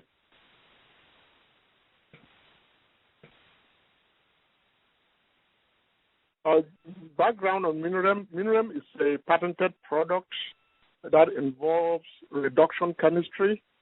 It comes in powder form, but that powder dissolves in water. And once water is added to the product, it starts reacting. It reacts very quickly. It will react and destroy the explosives. The time for the reactions is so fast that at times we claim that it is instant neutralization of explosives. Because it comes in a packaged form that you just add water and it can be used, it is easily deployed at different sites. And based on the scale of the project, we can send different quantities of the material to the site. There is not a significant capital cost to construct and start applying Unirem to destroy explosives. Next slide.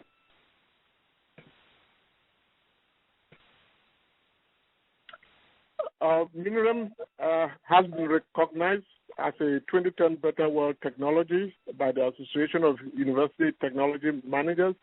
We have applied Unirem in the United States, in Canada, Australia, and Taiwan. And actually, we are applying Unirem right now at CampMinden to address some explosives, H6 explosives. And so we are very comfortable with the performance of the product, not only in the United States, but also in other countries. Next slide. The question that I always get asked is, so you destroy explosives, what type of explosives do you destroy? So the slide here shows a laundry list of explosives that we have treated with Unirem. And then the next question is, so you destroy these explosives, what is the end product? As you will see from the list there, the end products are nothing that cannot be managed in the environment. The formate and acetate are food for bacteria over the long run. And so we don't think that any hazardous product is the result of applying Unirem. Next slide. Another benefit of Unirem is that it doesn't only degrade explosives and chlorinated compounds such as mustard, but if metals are present, the metals are stabilized or precipitated as the metal sulfide. The metal sulfides are not soluble, so the metal sulfides are not bioavailable, and so in any site, at any site where we are treating metals, we do carry out a TCRP test to show that the metals have been stabilized as a metal sulfide, and so they are not bioavailable. And so we can then go on to restore the site, knowing that the metals have been stabilized. Next slide. We have applied MinREM in the United States to support demilitarization operations. What you are seeing there is composition D, or explosive D, coming off of Navy projectiles. The bulk explosives are added into a reactor that contains MinREM solution and destroyed completely within 30 minutes to 1 hour. The scrap metal that is resolved is soaked in solution of MinREM solution. You can see the instant color change there with soaking of projectile shell in MinREM solution, and so the scrap metal is, or the bomb shells are decontaminated. Next slide.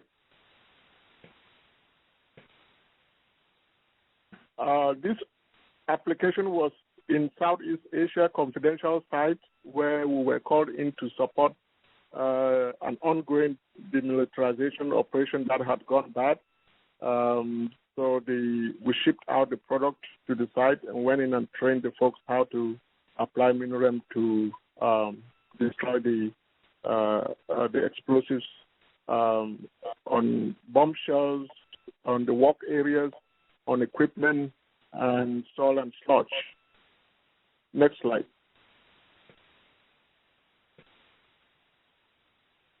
We have also applied MinREM to support decontamination operations that use steam. Once you use steam to decontaminate equipment and buildings, as the steam dries up, the explosives recrystallize. So MinREM, on the contrary, will destroy the explosives, and there will not be any recrystallization of the explosives after the solution has dried up. So it is complete destruction of the explosives. Next slide.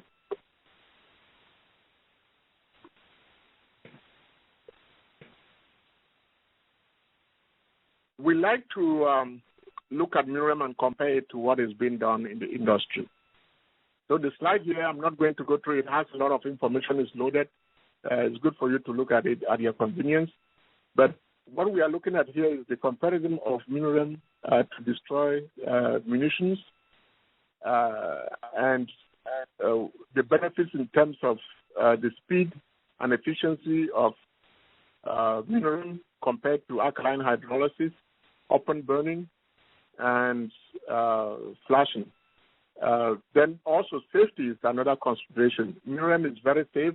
It's a solution or it's a powder that reacts immediately to remove the explosive risk.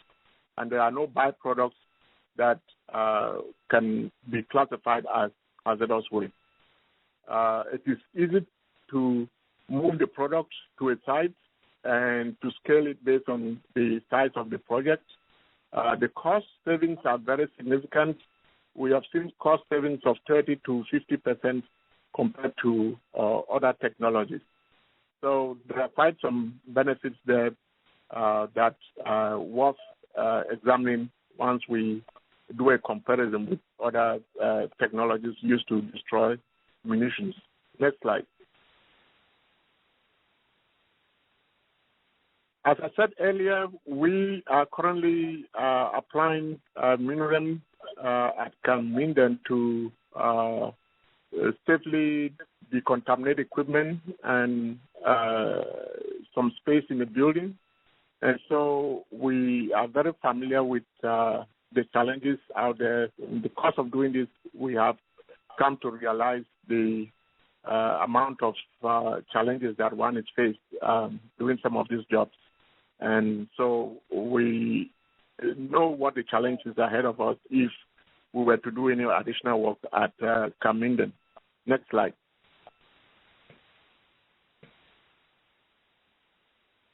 MinREM holds multiple patents that support our applications to destroy explosives.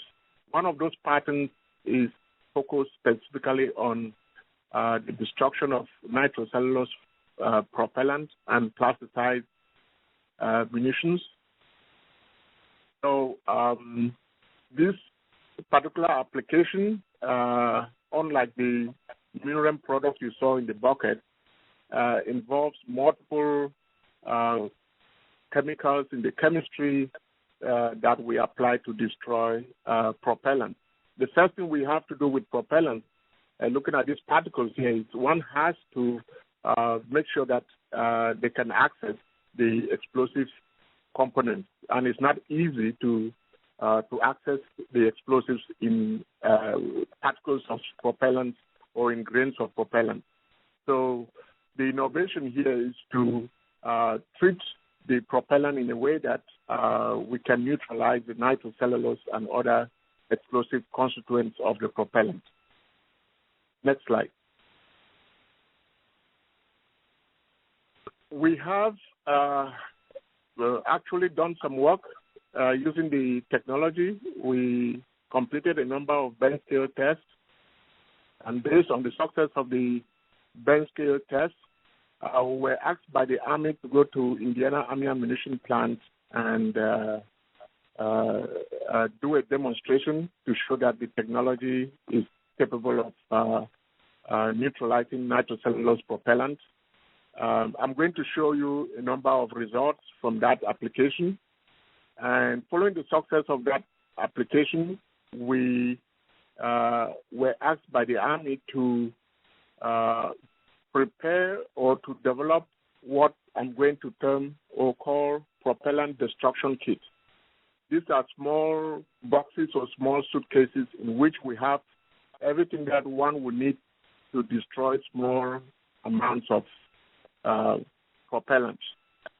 And the nitrocellulose propellant that were targeted are small pieces of nitrocellulose propellant that wash up at the Maui Beach in Hawaii. I am going to be referring to this site at the end of the presentation. I'm going to ask a question concerning Maui Beach. And that question is not for you all to answer, but just to think about in terms of safety of this job. Next slide. So these are the propellant grains that Minurem Environmental was provided at Indiana Army Ammunition Plant to neutralize. I will walk you through the images there. If you look at the slide, the image on top with the ruler under, the nitrocellulose propellant grains are to the right, and then to the left, the 0.21 gram and the 0.14 gram are the residuals that remain after we have dissolved and neutralized the 2.4 gram pieces of nitrocellulose propellant. Then looking at the image below, to your left, to the extreme left, is a 33-gram large piece of nitrocellulose propellant, and to the right is the residue that remains after we have dissolved and neutralized the nitrocellulose propellant. That piece of material there which is left over looks like wood, and it is no surprise because cellulose is wood material. So it is inert. It has lost all of its explosive capability. Next slide.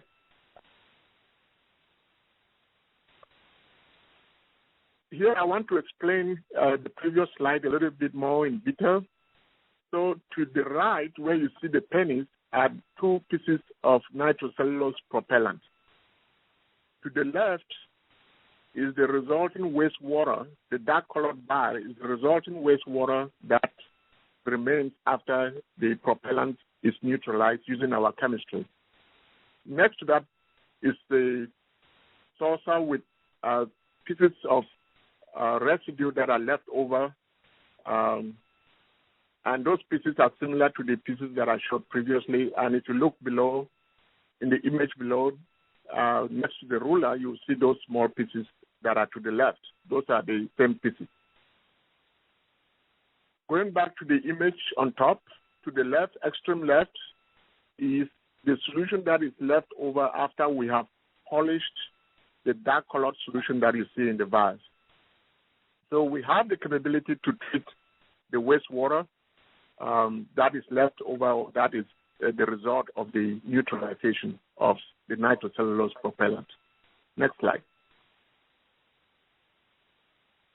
So to prove that we actually destroyed the nitrocellulose propellants, we took water samples from the test and sent them out to a laboratory for analysis. What you are seeing below, the table below, is the results of those analyses. Note the significant concentrations of nitrate and nitrite. I'm going to be referring to that concentration in the next two slides to explain. Also formed sugars, and those sugars, they won't cause any harm to anybody.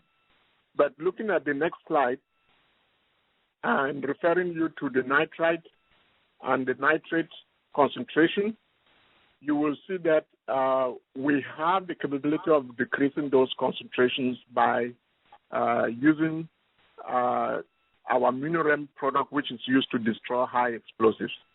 That is why you see nitrate concentration in this slide is lower concentration compared to the next slide. Next slide, please. Valentine, I just want to give you a time check. You have about 10 minutes left if you want to leave any time for questions. Okay. So the next slides here, you will see that the concentration of nitrate and nitrite are higher, and that is because we did not treat it with our proprietary MinRem product. Next slide. So these are the general steps that we use to destroy nitrocellulose propellant. We place that it will be placed in a reactor or in a reaction vessel. The chemicals will be added in there and allowed to react. Then if we need to destroy any residual explosives or nitrate, we add our MinRem product, and then the wastewater that the result of that will be treated and safely disposed as a non-hazardous waste. Next slide.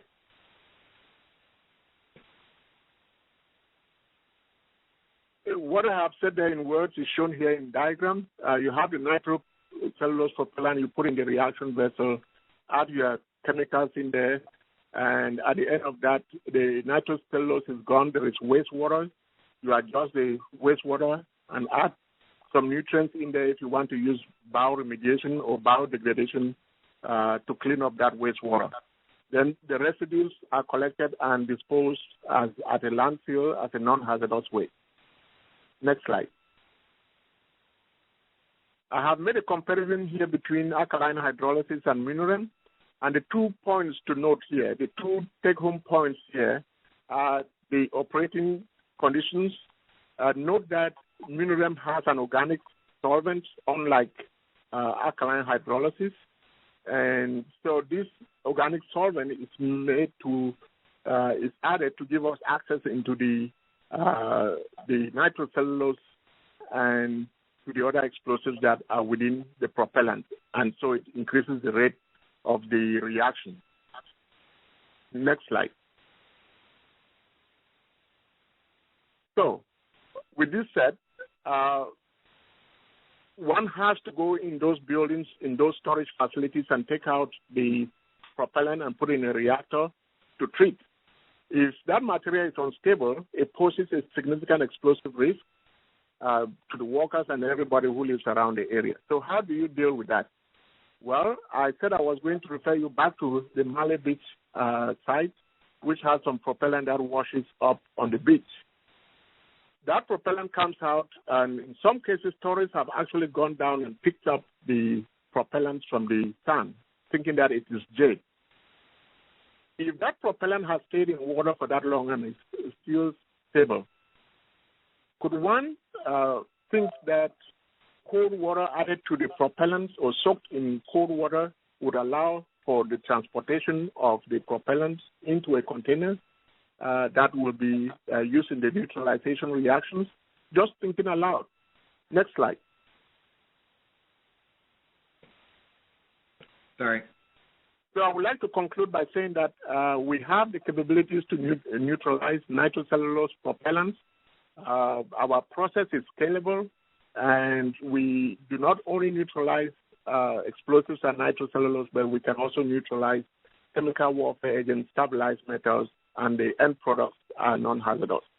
So I would like to end here and give time for questions. Thank you very much for listening. Thank you, Valentine, and I just encourage everyone to keep up the good work with the crisp questioning and crisp answering so we can get as many in as possible. Operator? At this time, I would like to remind everyone, in order to ask a question, please press star 1. Your first question comes from the line of Brian Salvatore. Yes, hello.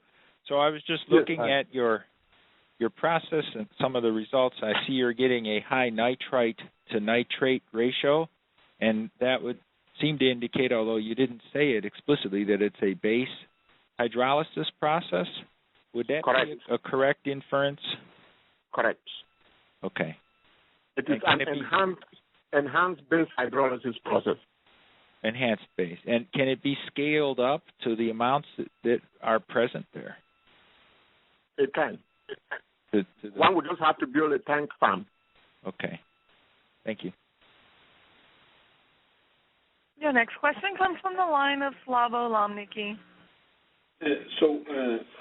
What I understood is generally a reduction process, and you have a lot of reduction. So in your water analysis, I didn't see any results, if there have been any studies done on the actual presence of cyanides and also VOCs and other organics than the one that you listed. And in general, the last question, if you have a ready design of a bulk scale reactor, because I haven't seen any larger scale studies. We do not have any larger scale studies. We have pilot tests or demonstrations that have been carried out with military munitions. In terms of the gases that are released, if you are using a reactor, then the reactor will be designed to capture any gases coming out of that reactor and sent through a scrubber. Your next question comes from the line of Samuel Mims. Yes, good afternoon or good morning, whatever it still is. How long would it take you to dispose of an estimated 16 million pounds of M6? And if I heard correctly, you said that your waste pool would be reduced to 5% of the mass you started with. So what you're saying is that you would have roughly a little less than 1 million pounds of some kind of waste material. And did I understand you to say that it would be okay for it to go to the landfill? That is the residue, the solid residue, which remains mostly wax and cellulose. The wastewater will be treated using biodegradation, anaerobic biodegradation, followed by aerobic degradation, as I showed in the diagram there. And this is similar to what happens at the wastewater treatment plant. So the solid waste that you have, there's nothing wrong with it. It's just regular normal waste. Yes, it's wood. It's wood material. It's cellulosic material because the nitro groups are already been broken up from the nitrocellulose. So you end up with some amount of cellulose, and then you end up with the waxy material as well. So that solid is the residue which can be disposed at the landfill. Your next question comes from the line of Mickey Walsh. Yes, I had a question for you. I wanted to know the wastewater treatment, is that part of your process, and how much volume do you anticipate producing? Yeah, the wastewater is part of the process, and the reason for suggesting wastewater for CampMinden is because there is a significant amount of large area. So one can build a big pond, given the fact that we will not need to maintain a very high throughput. One can build a big pond that will hold about 3 million gallons of water, from which the water will be taken out and treated.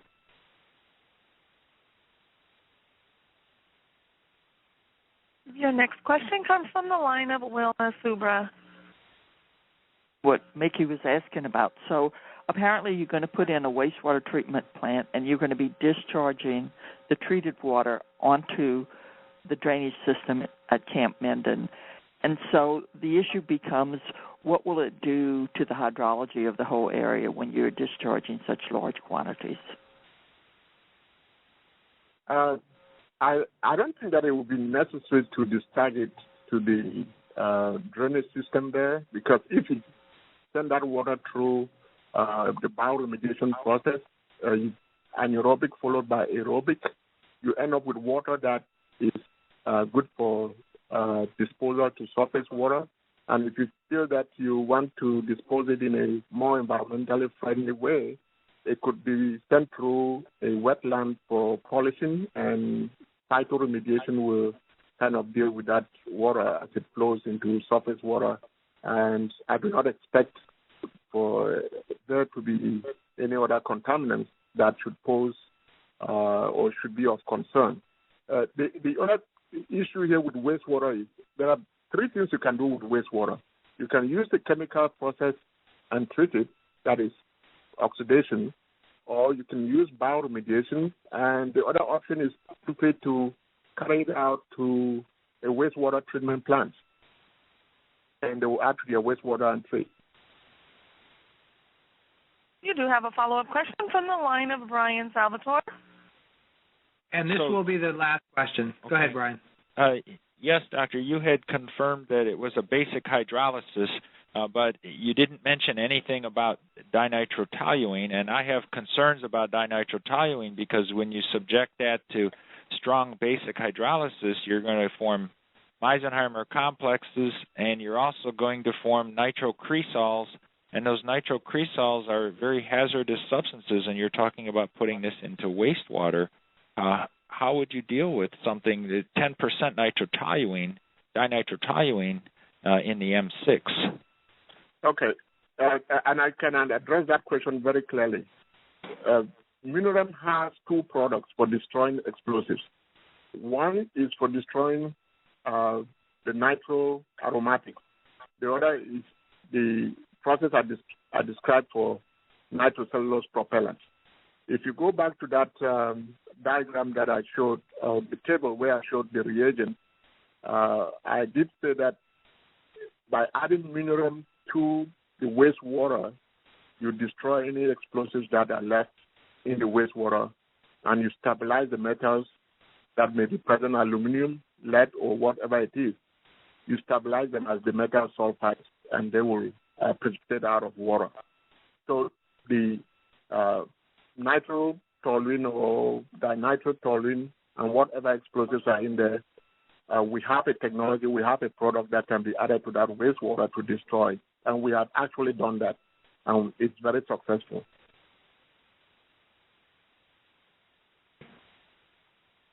Okay, thank you very much, Valentine, for your presentation, and thanks everyone for asking great questions. We're going to move on now to our next presenter, who is Gregory Flipowitz. We're getting his presentation uploaded and handed over to him. And again,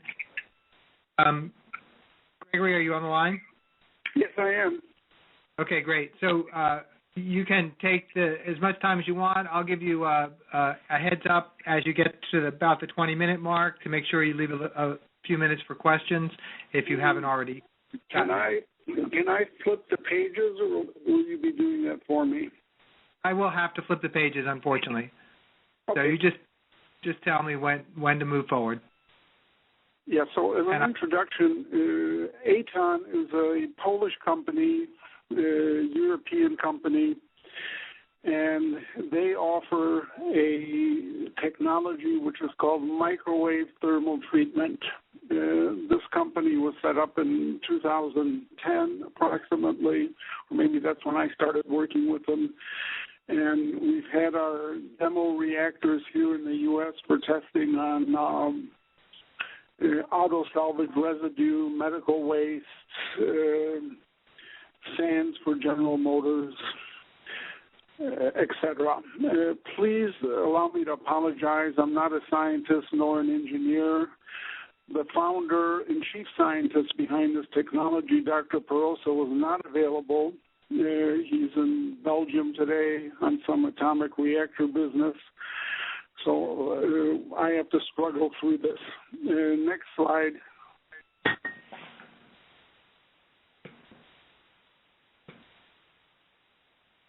The ATON technology has been tested on and is being used for battlefield gases as well as for post-production waste from TNT from the Polish company Nitrochem.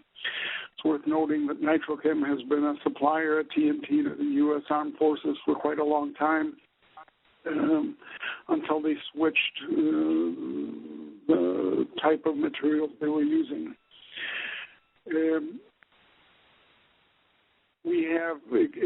It comes with two elements, the reactor, which is either gasification or partial incineration.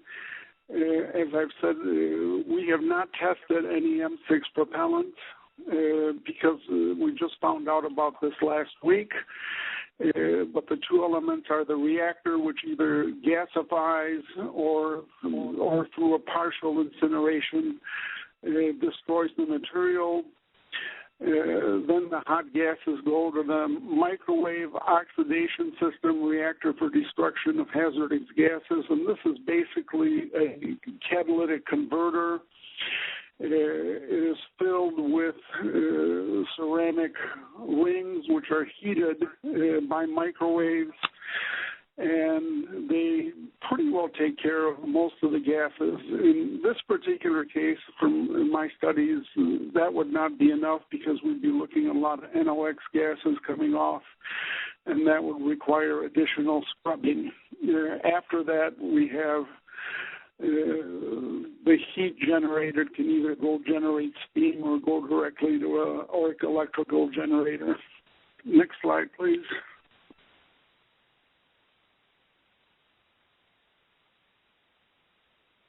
So here you have the proposal. The M6 would be mixed with probably sand. This could also be in more of a slurry with water. We have to do some lab tests to establish what the right ratio would be. I mentioned water. I have not been listening to the other presentations, but there is a question of transporting the M6 propellant from wherever it is resting on site to the reactor, and that water may be a way of ensuring a higher level of safety by dousing it with water before moving it. The second stage is the thermal breakup of the waste under high temperature in a controlled atmosphere. This system is very unique as it requires minimum amounts of oxygen in the heating system. And we can regulate, how much energy we're releasing, the gases in the reactor, as well as the ability to control the microwave energy heating the waste. The gas then goes, consisting mostly of nitrogen, CO, hydrogen, methane, and other carbon-based gases, into a hot cyclone, which separates the dust particles and goes on to the microwave oxidation system reactor, where the temperatures are 1,000 to 1,100 degrees centigrade. And those temperatures are controlled in seconds. The system just instantly reacts. If there's a drop in temperature, the microwaves turn on, Because this is highly energetic material, we anticipate it would be very little outside energy once the system was started up and running. Then we talk about what we do with the hot gases, and again, it's either going to an ORC system or converting the steam and powering a turbine for electricity production. The Aton company in the U.S. has had the smaller 200 HR reactor for tests. What we will be proposing here is an expansion of that, which we call the 5,000 HR system, that can consist of one or two 5,000 HR reactors with a block of Moss gas cleanup reactors. Next slide, please.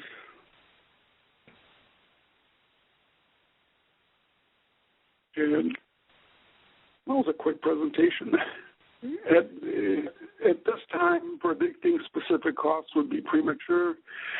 However, we feel that we can build and execute the cleanup within the budget availables. Based on my experience with bidding these reactors for several different applications, I think the base plant can be put up for around $8 million. The great advantage of this technology is that it is adaptable. It can be used for other applications after it's fulfilled its task, meaning destroying PCB-infected soils or neutralizing PCB-infected soils, doing auto salvage residue, any kind of hydrocarbon, plastic waste, chemical waste. So there is an opportunity for a continuing business at Camp Minden with this technology. It's not a universal garbage disposal. It would have to be modified each time, but it has great possibilities. All right, now we go to the second presentation, or the slides. There's a picture of the typical 200 HR reactor setup. I did demos with this reactor in my shop in Fort Myers, Florida. We were putting auto salvage residue through it, tires, that kind of stuff. It worked beautifully. Unfortunately, our customer had zoning problems, and this fell apart. We have also tested this reactor for foundry sands in Michigan, for some of the big automakers. And there we had also good results with modification. Microwaves don't like to heat sand very much. Next slide, please. This is a picture of a much larger, the HR 5000 proposed reactor, what it would look like, along with its block of Moss reactors. This is an older picture I have. The next diagram, I believe, will show a better one. Now this is still the 200 HR reactor, and this reactor has a capacity of about 200-300 kilos per hour, which really makes it too small for most applications that people would want. Next, please. I think that's how it...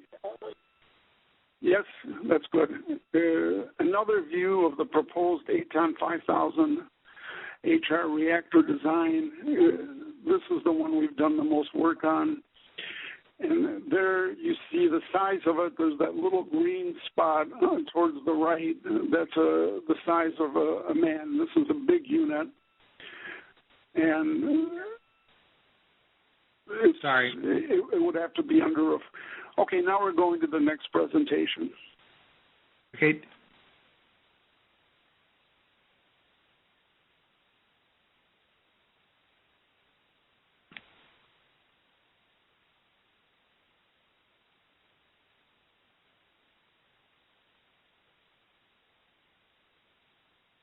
this is my company, Applied Microwave Industries, which now has a new name. But this is a proposal for treating red water, which is the byproduct of TNT production. And we did this for the Polish company Nitrochem, which is now starting to implement first they're going to be treating their slurry sludge, dewatering it. Next slide, please. This is two reactors. The red water is mixed with an absorbent agent. I'll use kitty litter as an example that comes to mind. And it is pumped through the reactor, two reactors going round robin nonstop. This is to ensure that the sorbent material is not being constantly reheated. Red water is very high in nitrocellulose, nitric acid content, so I pull this up because it's similar material to what we're talking about, the M6 propellants. And here you see we've added a scrubber for the NOx emissions, filters as required, and I would anticipate that it'll be a similar circumstance for the proposed unit we would design for Minden. Next, please.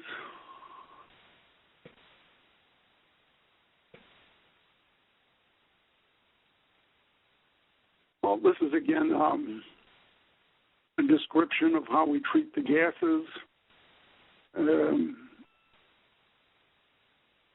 Excuse me here, this is already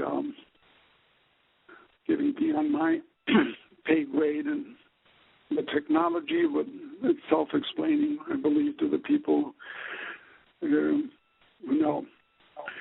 So we've had a lot of experience with all kinds of gases, carbon-based wastes, and we are certain that the M6 propellant is exactly what our reactor would love to treat.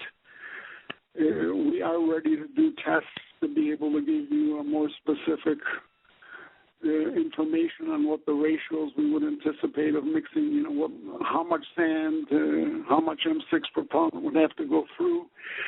But just looking at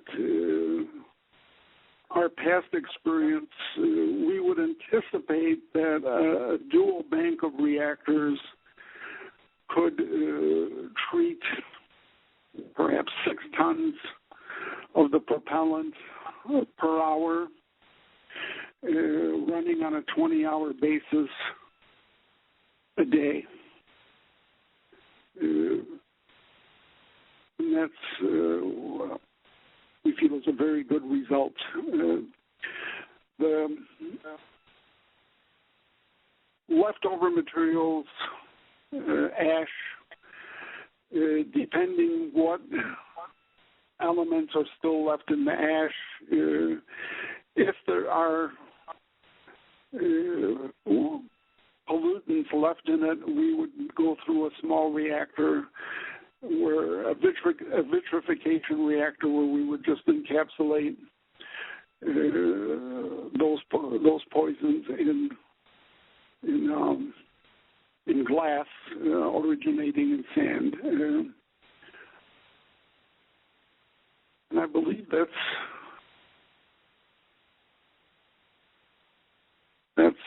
most of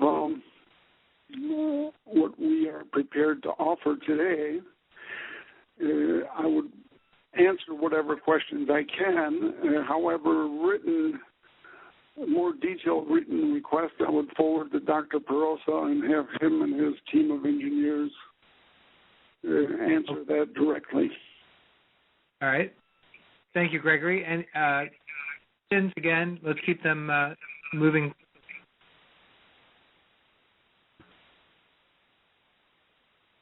At this time, I would like to remind everyone. Excuse me? That's the operator. She's going to introduce questions. Okay. In order to ask a question, press star 1.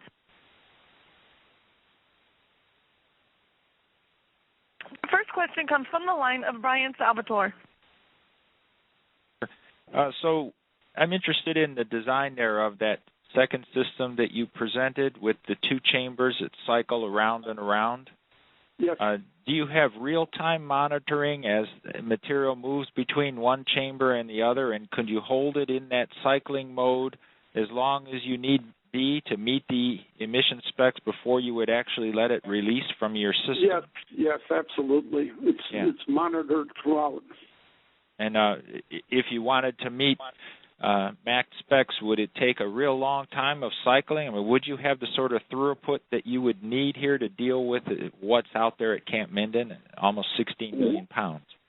Well, what I told you at the 6 times per hour, that's the flow through that we would anticipate to achieve clean EPA standards. Now we teamed with a company called Bold Echo, and they were doing the final cleanup of the NOx gases, scrubbing. So until we run lab tests exactly, it's hard for me. It'll be even hard for Aton to exactly specify. Your next question? Go ahead, sir. Your next question comes from the line of Slavo Lomnicki. I have a question about your first system that you have shown. I understand that in the first reactor it uses a low oxygen concentration chamber, just generally a pyrolytic system. In such systems, usually you have to deal with large residue. What is the level of residue in this system? Well, I mean, the level of residue always depends on the product that you're treating. So we're talking about M6. Talking about what exactly? M6, nitrocellulose. No, as I've mentioned, we have no experience with M6 directly. So first we would have to, do lab tests, and we can do those next week, or we'll make an attempt. We have access to M6 equivalent propellant in Europe, and that will give us an idea of all aspects of what gases are coming off, what are the residues, what's the content of the ash, how we would intend to treat it. I mean, but obviously we will be meeting all the EPA standards for both gas and landfill waste. If where we've seen toxic waste left over in the ash, our solution has been a vitrification process where then it's captured in glass, and that can be put in anywhere, landfill, building sites, build roads out of it, whatever. Your next question comes from the line of Robert Flournoy. The larger unit, the HR 5000, how long would it take to build that, put that together, fabricate it, and then how long before you could get it on site at Camp Minden? What time are we looking at? We would assemble it on site at Camp Minden. The lead time for building most of the metal work would be about 3 to 4 months. That would be done in Ohio, the drums. So we feel that from the word go, we should have the unit up and running in approximately a year.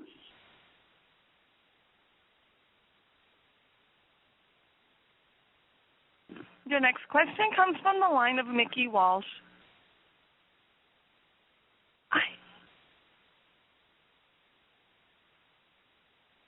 I'm sorry, you have not done M6 before, but I'm curious about if you have had any DDESB approval on your equipment, and how soon would it be available if it was decided that we were going to go this route? Well, we have no approvals in the U.S. Of any sorts for this equipment. It's European equipment. It's all built and works to ISO standards, and we have EU certificates of safety, clean air on different tests. The EU standards for clean air are more stringent than the EPA, so we feel confident we'll meet all the EPA gas standards.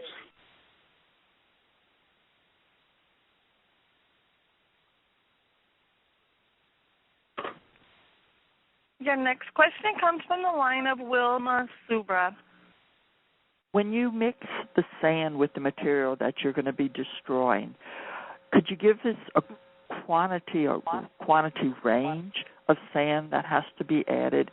And then how do you control the air emissions when you're doing this mixture? Well, I can't, again, until we do lab tests. That's why we would do lab tests, to see what an ideal ratio is. Of course, the less sand, the better. And again, I'm not an engineer, so I can't say how stable the material will be going into the reactor. But based on our tests with the red water waste, we're confident that this will be a good solution. And the control of the air emissions? The gases go from the reactor to the MOS unit, which I've mentioned is the microwave oxidation system.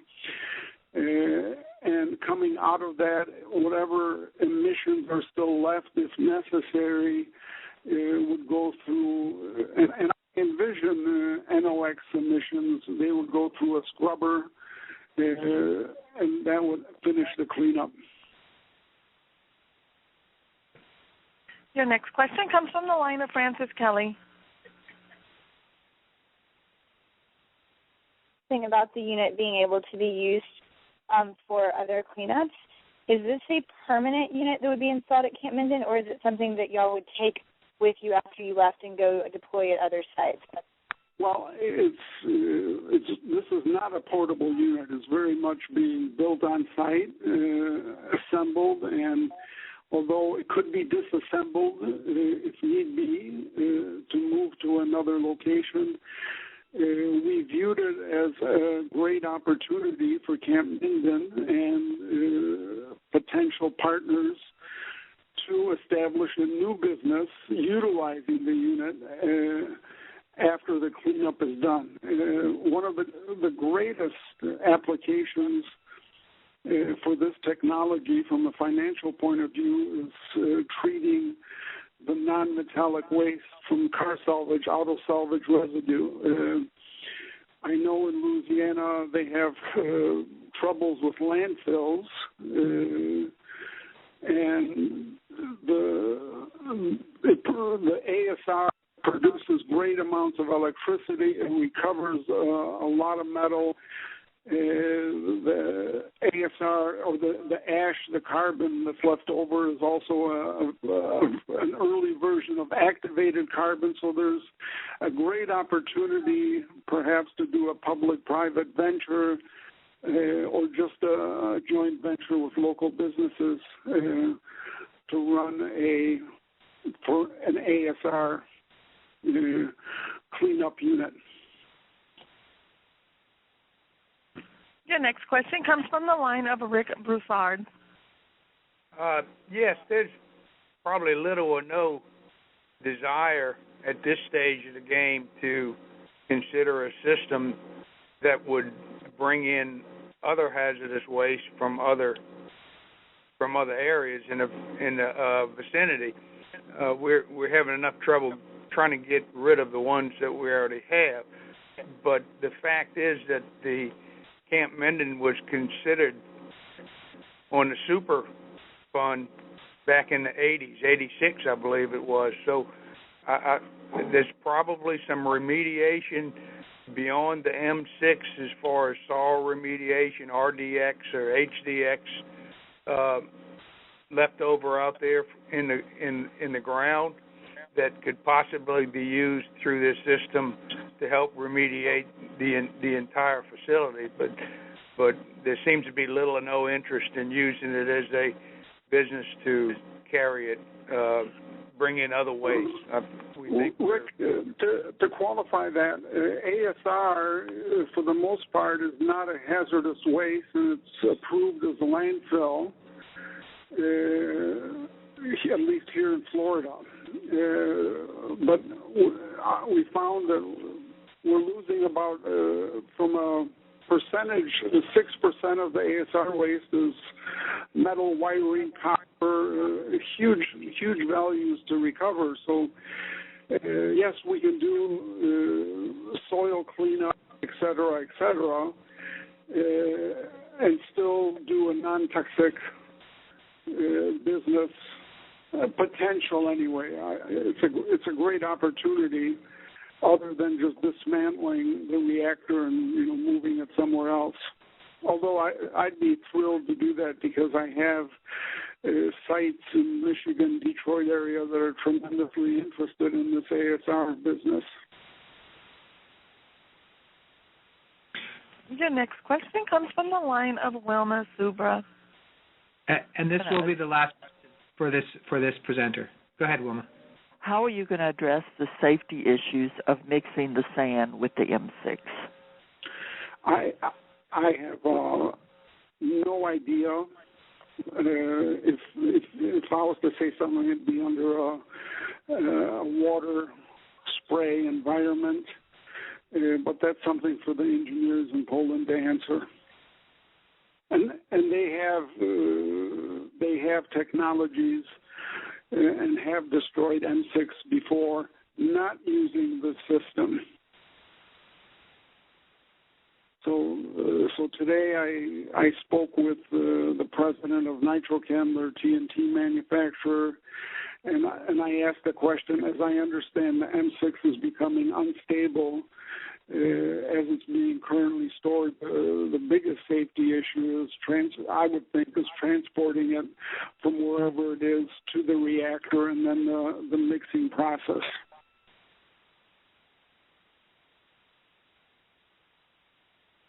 I want to thank you, Gregory, for your presentation and answers to the questions, and we will now be moving on to the next presenter, who will be Clean Harbor Environmental Services. Are they on the line?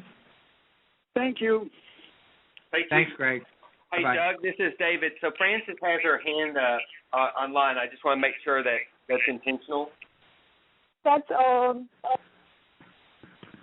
Frances, your line is open. No, that's old. Sorry. That's okay. Thank you, Frances. All right, so we'll load the next speakers. Thank you. One moment, please.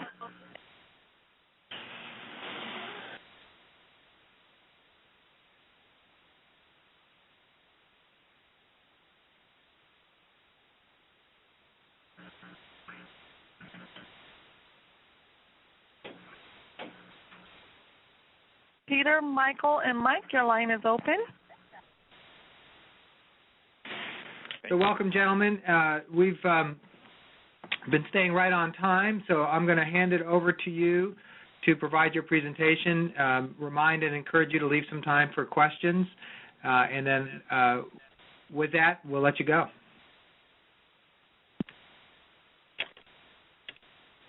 And I will be moving your slides. I'm sorry.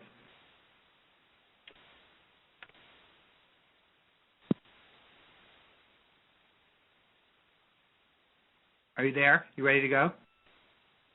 This is Lawrence Izzo, Clean Harbors. Yep, I'm ready. Go right ahead. Okay. I just want to say good afternoon to everybody. I want to thank everyone for the opportunity to speak today.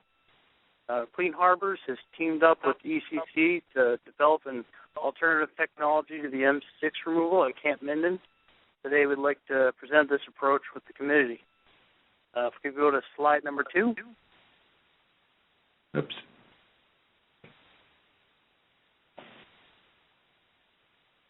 My name is Lawrence Izzo. I'm the project manager for this joint team. I've been with the Clean Harbors Remediation Division for 6 years. and I have over 14 years experience working in the environmental and engineering fields. With me today is Michael Klosky with ECC. Michael has over 26 years experience in thermal and remediation engineering. He's worked on over 230 different projects that have ranged from the thermal and environmental and UXO fields. Also on the line joining us will be Mike Davis and Dan McFerrin with ECC. Combined, they have over 30 years experience in munitions, logistics, and demilitarization projects. Dan and Mike will be available for any questions that may come up at the end of this presentation. If we can go to slide 3.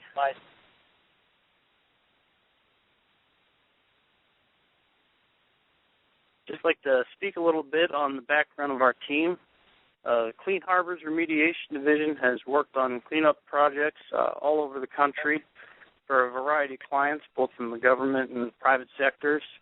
Our projects have ranged from small excavations and tank removals to large-scale waste disposal and demolition projects and installation of complex treatment systems.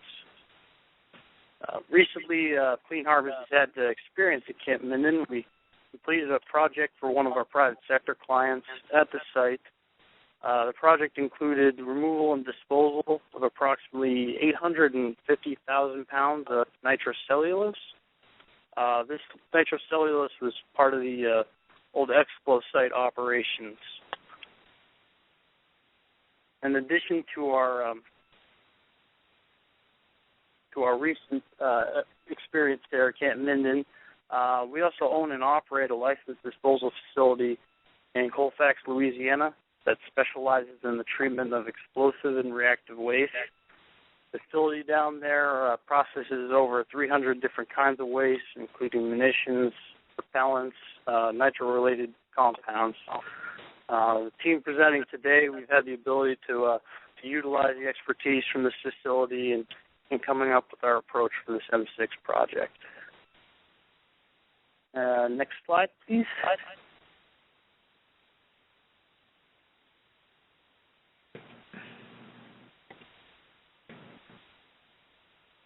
ECC has over 25 years experience in UXO operations, both domestically and internationally.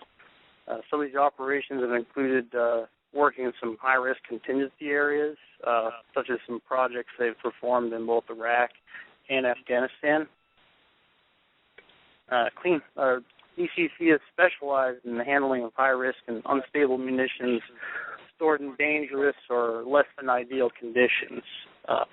On that slide there is a good example of that. These pictures are from a project that was performed over in Iraq. You can see by the pictures and some of the verbiage on there, it was quite a high volume of material that had to be handled and processed, and they were able to do that in a very safe manner and a very efficient manner in a short time frame. Now, ECC has a very comprehensive UXO program with an outstanding safety record. And part of the way they ensure they keep that safety record, and part of the way on this project is to utilize a third-party explosive safety process, part of the review prior to starting work. And using this third-party process will allow us to really hone in and find the most safe and efficient way to download these magazines during our process. So now that I've had a little chance to speak about our team, I'd like to hand it over to Michael Klosky with DCC. If we can go to slide 5.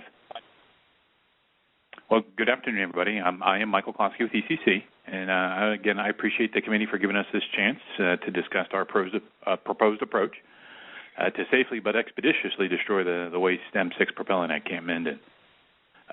Based on our assessment of the Camp Minden requirements, we believe thermal treatment is one of the primary technologies to meet or exceed the Dialogue Committee's technology evaluation criteria and those project applicable, relevant, and appropriate requirements, or ARRs for short.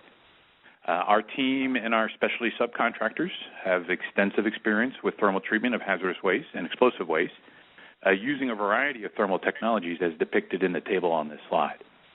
Including our treatment our thermal treatment chamber project at Letterkenny Army Ammunition Plant. Several of these projects were performance-based projects where we owned the end objective, similar to the recent request by Major General Curtis for Camp Minden. We have over 55 performance-based projects valued at $270 million. Our team understands the advantages and limitations of the various thermal treatment alternatives, and we have applied that experience to selecting our proposed approach. Slide 6, please.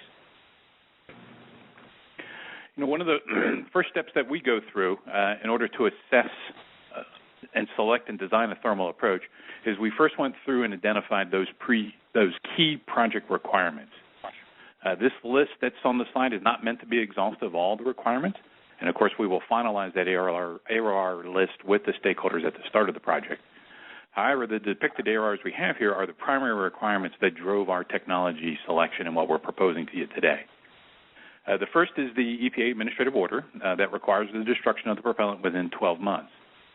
Several of the technologies we assessed either required specialty equipment to be fabricated or the treatment time frames extended well beyond the 12 months. The next two ARRs are technology specific to thermal treatment and dictate, one, the minimum destruction efficiencies that are required for the waste propellant, and two, the maximum emission limits that drive the selection of the post-treatment control technologies. The last one we have there is obviously the DoD guidance that dictates the handling and safety requirements for moving and treating the waste propellant, including the net explosive quantity distances and the associated siting plan. Slide 7, please. And at the start of our evaluation, our team was not vested in any one technology or approach. And after we had decided those primary ARRs and the project requirements, we looked at a variety of technologies and compared them against the Dialogue Committee's technology evaluation criteria and those primary ARRs.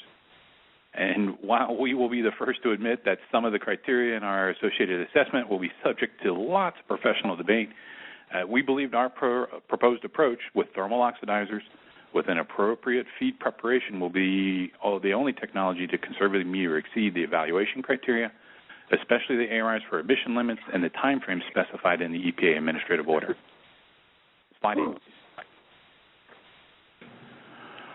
Our proposed approach is a thermal oxidizer consisting of 5 component steps using standard industry equipment that can be quickly deployed to Camp Minden. The technology has been demonstrated at over 1,200 pounds an hour for both the feed preparation and the thermal oxidizers at a waste propellant manufacturing operation since 2000. So our scale-up to Camp Minden is a reasonable scale-up. After the propellants are safely downloaded from the magazine to the treatment areas, the propellant is transferred to a feed preparation to improve its safety and handling characteristics and stability before firing it into the thermal oxidizers. The feed preparation is conducted in multiple concurrent batch operations in order to then continuously feed the thermal oxidizers. Out of the feed preparation, the empty propellant packages will be segregated, sampled, profiled, and then disposed off-site according to its characteristics. The prepared propellant is then fired continuously in a refractory line thermal oxidizers with sufficient excess air and supplemental fuel as needed to maintain oxidizer temperatures in about the 1,600 to 1,800 degree Fahrenheit range. These temperatures and residence times will meet the 99.99% destruction efficiency criteria and simultaneously minimize any undesired NOx emissions. With our approach, no donor charges are needed in the thermal oxidizers. From the thermal oxidizers, the exhaust gases are then quenched through the de novo synthesis temperature range and treated through a baghouse to remove particulate matter. While the propellant has minimal ash content and the oxidizer efficiencies are high, untreated exhaust would be above ARRA criteria and a baghouse is required. Similar to the empty propellant packaging, the collected ash from the baghouse will be sampled and profiled and disposed off-site according to its characteristics. Exhaust gases will be verified during commissioning of the plant using EPA's promulgated methods for isokinetic stack sampling and monitored during operation with a continuous emission monitoring system. Slide 9, please. So this slide just touches on some of the key aspects of our proposed approach. The primary being our feed preparation is to improve the safety, handling, and stability characteristics of the waste propellant, and allow for the efficient destruction in thermal oxidizers with minimal emissions. With special safety controls, the licorice-sized pieces of the unstable M6 propellant can be fed as is to a variety of thermal treatment systems, but the combustion efficiency is lower and emissions will be slightly higher than our proposed approach. The committee should be aware that steel shell only kilns or thermal oxidizers without the refractory lining are not capable of the oxidation temperatures we proposed at 1600 to 1800 Fahrenheit and will not achieve the AOR destruction efficiencies unless some sort of afterburner system is installed and operated. Thermal oxidation is a proven technology using standard industry equipment that allows us to quickly deploy to the field. Slide 10, please.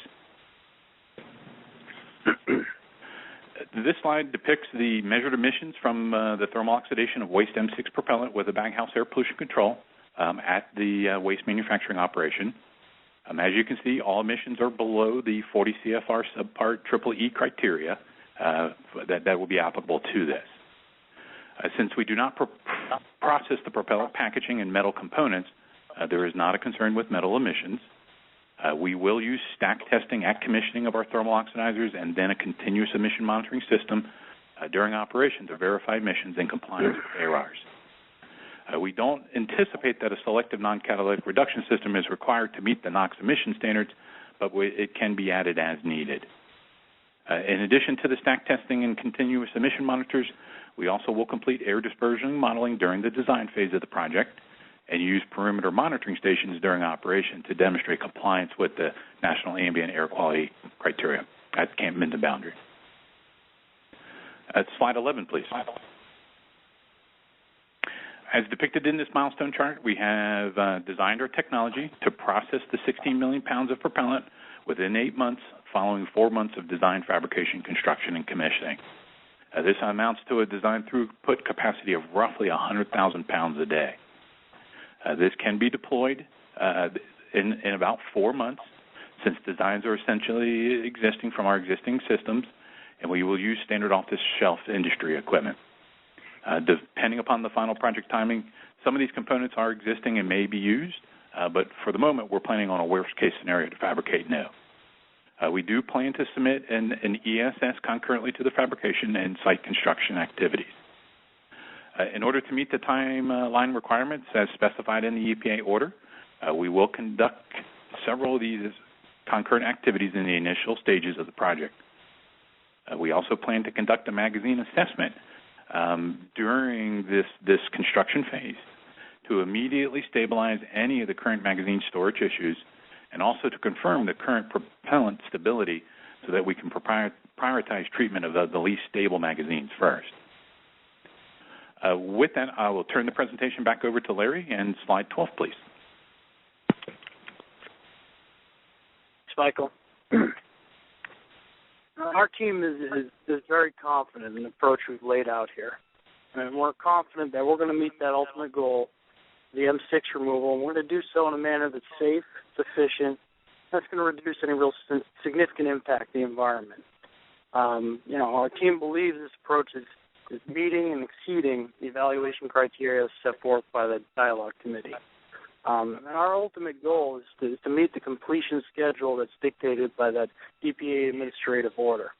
And we're going to have our technology is going to be designed in a manner that we can deliver on that schedule.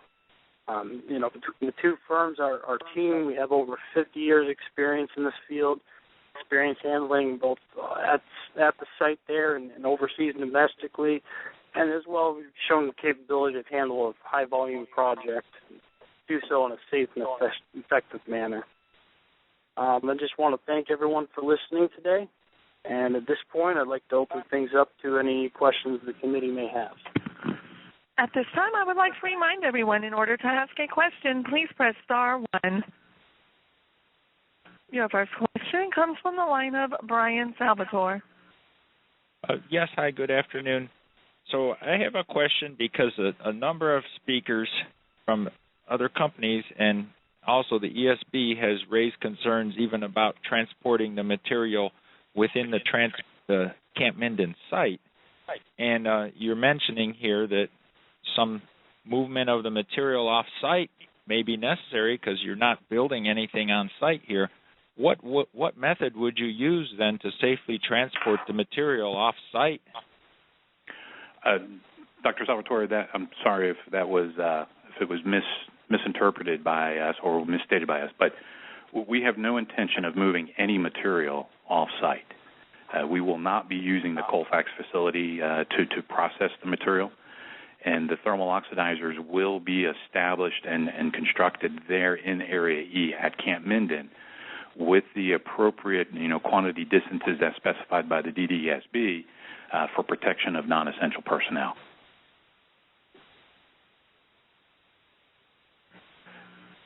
Now, with that, I'm sorry. So with that, we do understand, obviously, that the propellant will have to be moved from the magazines, and again, that movement will be done under the DDESB protocols and our site-specific health and safety plan with the highly qualified UXO technicians that are experienced in this work.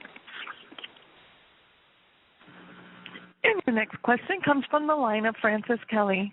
Francis, your line is open. Hi, I have 3 questions. I know I'm breaking the rules. I have 3 questions.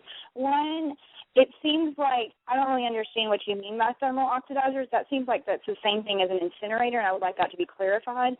Number 2, in your continuous emissions monitoring, do you have the ability to monitor for organic compounds? And number 3, do you have the ability to do hold, test, and release? Okay. Well, the first is obviously we could debate the connotations of incineration, which is usually uncontrolled burning, no emission control.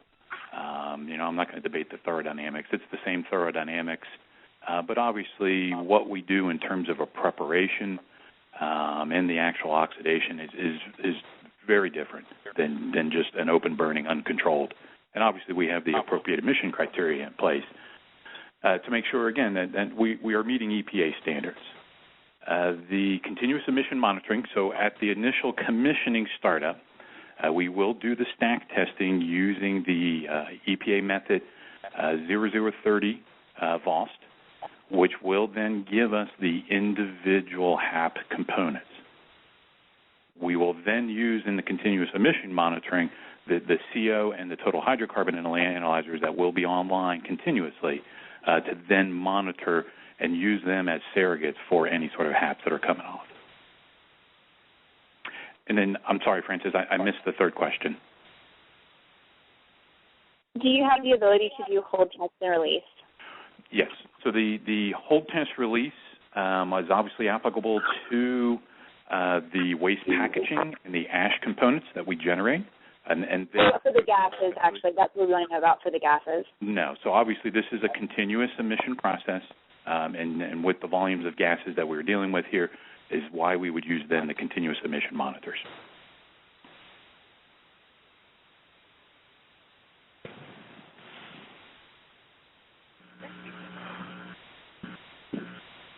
Next question. Your next question comes from the line of Slavo Lomnicki. So I also have a kind of like three-way question. First of all, what is your fuel that you are using? I guess probably natural gas. Based on your design, I think it's a fluidized bed system. So what is your control over the particulates emission? And the third one is, can you explain a little bit more about your air pollution control devices, because it didn't specify anything, and especially if you have a secondary combustion chamber. All right. Well, Dr. Lomnicki, it is not a fluid bed. The thermal oxidizer is an entrained flow oxidizer. So with that, the fuel that we are using, it is more than likely going to be either propane or natural gas. I'll admit that we don't know exactly the availability of utilities. So if natural gas is available and relatively close by, we will use natural gas. If not, then we will more than likely use propane. And the propane, again, it's mainly during startup to bring the unit up to temperature that we need it, and it's less so that we need it during the actual thermal oxidizer operation. The particulate emissions, again, obviously we're not putting in the packaging. We're not putting in any of the metal components from that packaging. So the actual ash content of the M6 propellants is very, very low. And the oxidizer combustion efficiencies are very, very high, so that you end up with relatively low particulate matter emissions coming off, untreated. Now, with that, we will be quenching the emissions from the thermal oxidizers, and then those emissions will be run through a baghouse for particulate control before discharge. Our next question comes from the line of Robert Flournoy. Good afternoon. I understand this system is going to be fabricated on-site and will take approximately, 4 months? Yes, sir. To build it? Correct. Yes, sir. Okay. And then once you get it built, what's the proposal to take care of the wet ash? Where's it going to go? What's going to be? It's going to be tested, and where are you going to send the samples to be tested? We will, obviously, out of the baghouse, it is collected in covered roll-off containers. Those roll-off containers will then be segregated. We will then collect samples for total metals content and reactivity per the EPA hazardous waste characteristics testing. We will use Louisiana-certified laboratories to do that testing. And then depending upon the results of that testing, if it comes back as characteristic hazardous, it will go off to an appropriate disposal facility there in Louisiana. And obviously, if it comes back as non-hazardous, it will go into a regular Subtitle D landfill. Okay. Thank you.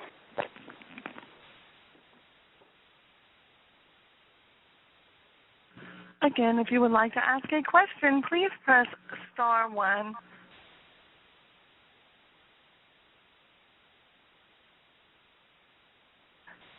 And there are no further questions at this time. Actually, you have a follow-up from Slavo Lomnicki. Okay. Slavo, your line is open. Okay, so I didn't hear fully your answer, so I'm not sure if you said if it has a secondary combustion chamber, and you said that it's a continuous operation, but is it a top float and you just dropping the material down in the thermal oxidizer, or it's a fluidized bed? It will not be a fluidized bed. The current envisioned configuration is an upflow entrained combustor. So it's kind of like fluidized bed. Kind of. Obviously, we may end up with, I'm going to call it slightly larger particles that, may spin around for a little bit. But for the most part, all the particles will be in entrained flow. And secondary combustion chamber? No. So, and there's not a secondary combustion chamber, meaning we're not overfiring with, natural gas or propane. The supplemental fuel burner is right there with our propellant burner. We do stage the combustion air, and we do that obviously for a NOx control technique so that there is overfire air in the upper stages of the oxidizer. Okay.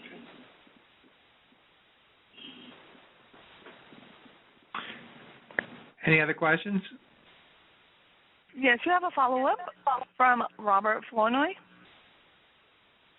My question is you haven't dealt with this larger volume, apparently, to your seen on your slides, of 16 million pounds. With 4 months to build the unit, we're looking at, you said, about a year or 10 months to treat it. Is that possible? It is. The sizing and capacity of the 100,000 pounds a day is what our design capacity is that we're anticipating. And so that will allow us to process all 16 million pounds within 8 months and be compliant with that EPA order timeline. That 100,000 pounds a day, or essentially 4,000 pounds an hour, is about a 3-to-1 scale up from our current designs, burning and prepping waste M6 propellant.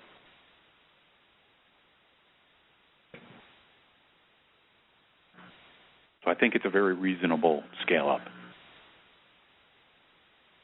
Now, from the logistics handling aspect, we have handled much larger volumes of explosives, unexploded ordnance, and munitions.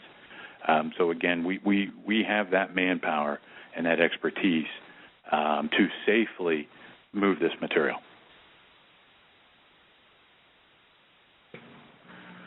And there are no further questions at this time. Okay, thank you, everybody. We'll take a couple minutes to transition to the next speaker, architect. Operator, do we have Dr. Walla on the line? Yes, this is Damon Walia. Oh, hello, great. And is Jonathan with you as well? Yes, Jonathan is here. Good afternoon. Can you hear us fine? Yes, you're coming through just fine. We're just going to load your slides here. All right. I'll let you take off.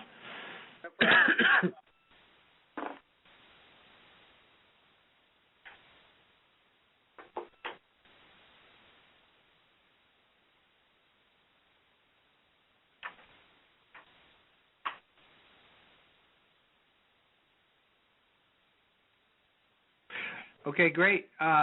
Just want to remind you that we will stay within the 30-minute time frame and encourage you to leave some time for questions. And with that, and I will move your slides from here, so just tell me when you need to move the slides forward. With that, I'll hand it off to you. Which one they have on the... Yes, this is Damon Walia from Artech Inc. Good afternoon. Good afternoon. You won't hear any response from folks till we get to the Q&A. Oh, okay. All right. First, I want to thank many of you down there who have taken up, this as a way to look at, alternate to open burning and seek some solution which are going to be safer for the environment. At the same time, it will get the job done.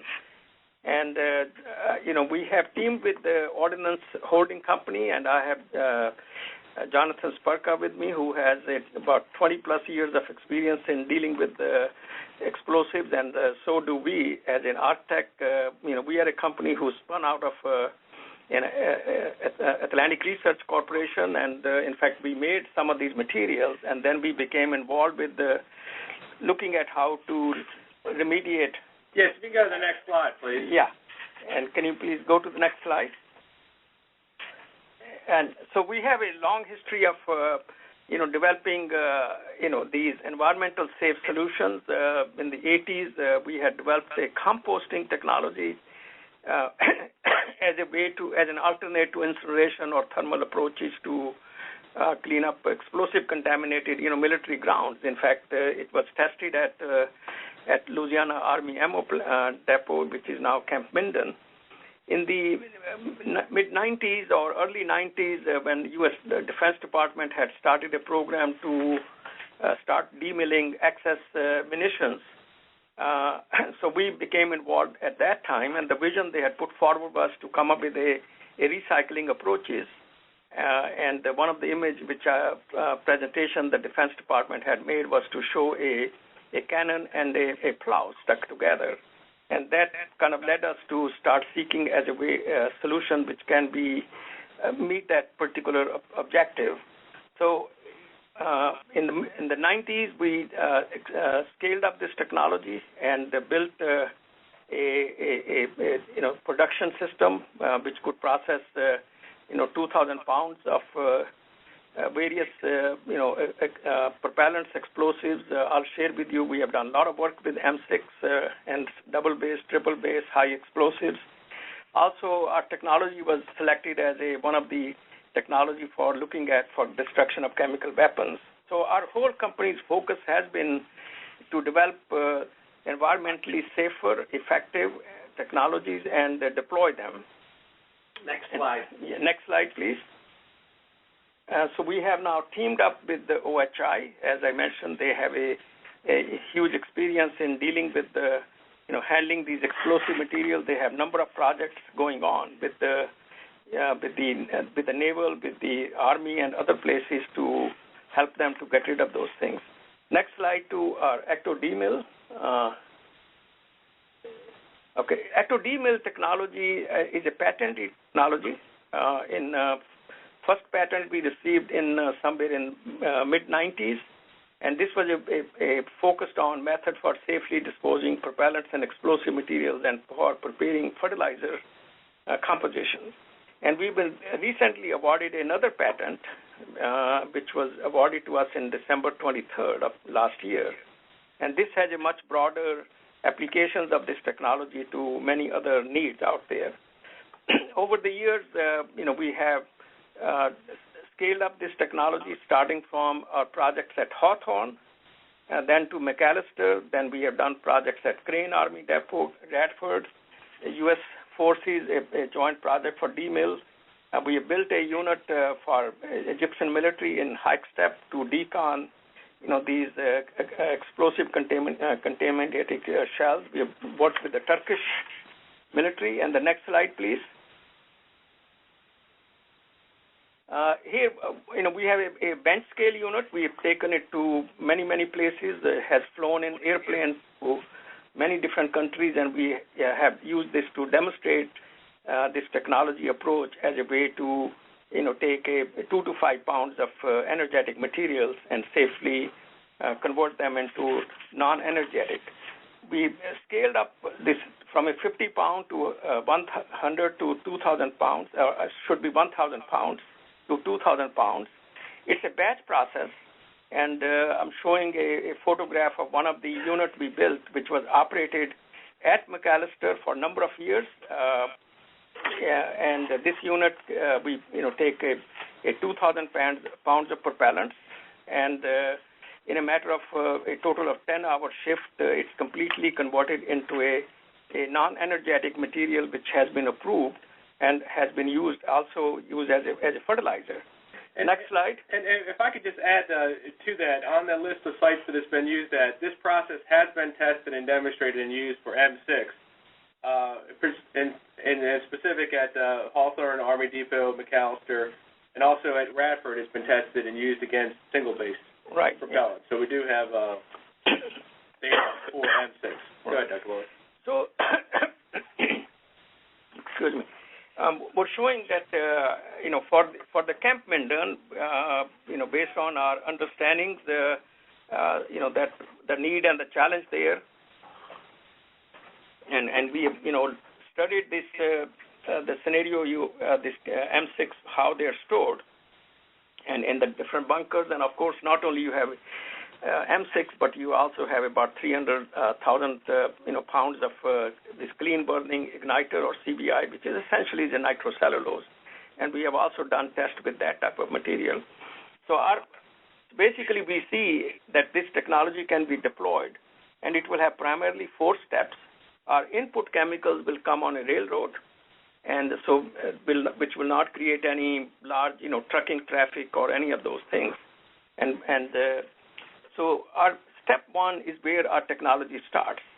We have this particular chemical, which is a water-based chemical. We will be using this chemical to desensitize the M6 right there, and then transport it to these are ecto-D-mill units.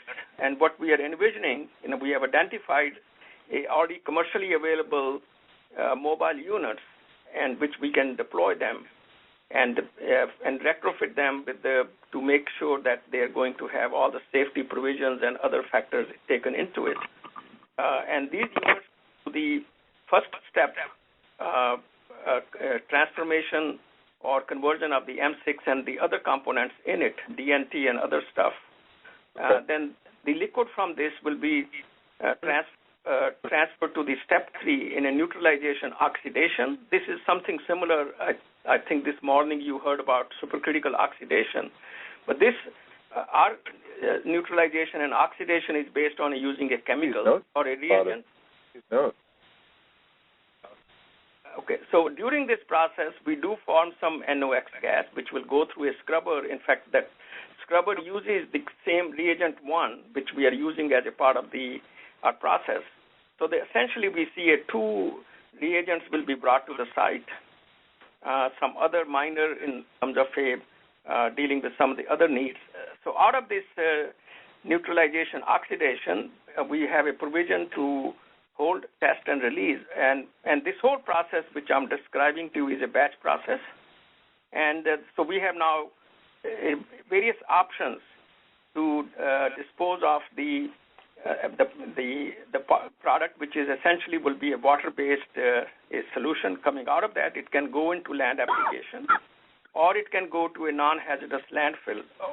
We have a provision, a proprietary approach by which we will eliminate any water out of it. So the amount of material which will go to landfill will be a very, very, very small amount, no more than 1 to 2% of the total input of the M6. Next slide, please. We see this project can be implemented in 4 phases. The phase 1 on a notice of award will develop an implementation plan, obtain required permit. One of the ectodermal technology's advantage is that it's included in the 1997 munitions rule, which is adopted by the LADQ, and it exempts. It's a recycling technology, so it exempts it from any RCRA permit requirement. But I'm sure there will be some other state and local permits will be needed. And of course, we'll at that stage also go into the assessment of M6 and repackage. One of my big concerns is that there is a huge amount of material which has not been properly stocked. So we want to start taking that material and repackage so that it can be available to transfer to our ectodermal and, of course, prepare the site. Now, once from the phase 1, we'll go into a phase 2 when we will be given an approval to notice to proceed. We'll install first ectodermal unit, go through the shakedown, and with M6, and I'm giving you here our estimated number of days. These are in working days, which means 5 days a week. And then once that's done, we go into the phase 3, and there we are expecting that we will have a total of 11 units. 10 will be operating, and 1 unit will be on a standby. And so we're estimating that we will be treating about 80,000 pounds of M6 and plus CBI in a per day based on 2 shifts, and at an 80% availability factor, we'll need about 240 working days. So we think that this whole disposition of the M6 can be done within 1 year, and the phase 4 will be the final, site closeout. Now, next slide, please. In this slide, I've included some key data because we had a lot of interaction with some of the people. They have asked information from us, and we have shared with them. And of course, in the nitrocellulose, by the way, to supporting this table, we have also provided you an actual laboratory report. At the same time, we also have provided you the EPA's universal treatment standard, which determines whether any recycled material will be allowed for use on the land application. So the nitrocellulose, consistently we have been able to destroy to 99.5%, 99.9%. We have number of test runs. The DNT, both 2,4 and 2,6 are completely destroyed to non-detect. And then the other issue which has been brought to us is that some of the DNT will form these creosoles. And here we have included various isomers of creosoles which have been tested, and the lab report which you have been given gives all these numbers. And basically what you will see that almost 8 toxic metals and 134 toxic organics have been tested, and they are either non-detect or they are below the U.S. EPA's UTS limit, which is given in the second column. So there's a huge amount of data which has been developed independently, and has been proven that the product which will meet these criteria. Also, next slide, please.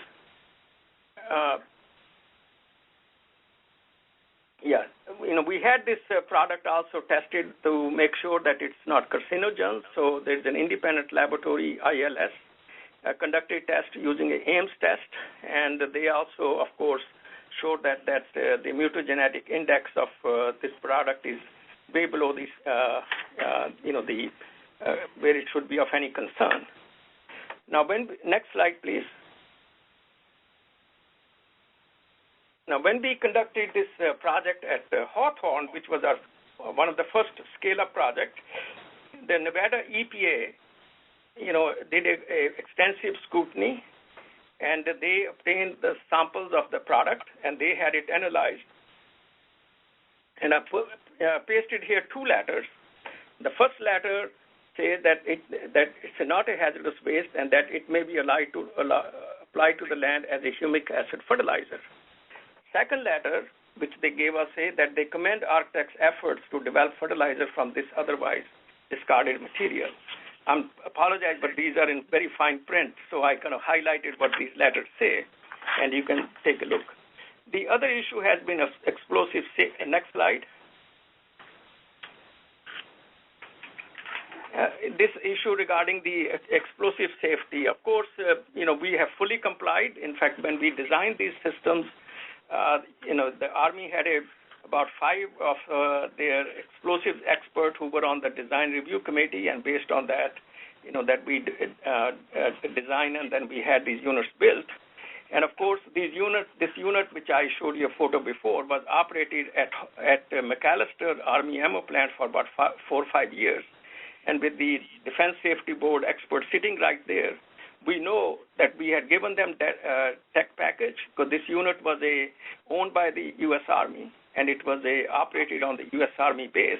So they had gotten all the approvals. And the only thing, I don't have any piece of paper from them, but my understanding is that the defense safety, this applies to a specific unit. So I think if we build something for Camp Minden, that they will have to take a look if that criteria has to be met.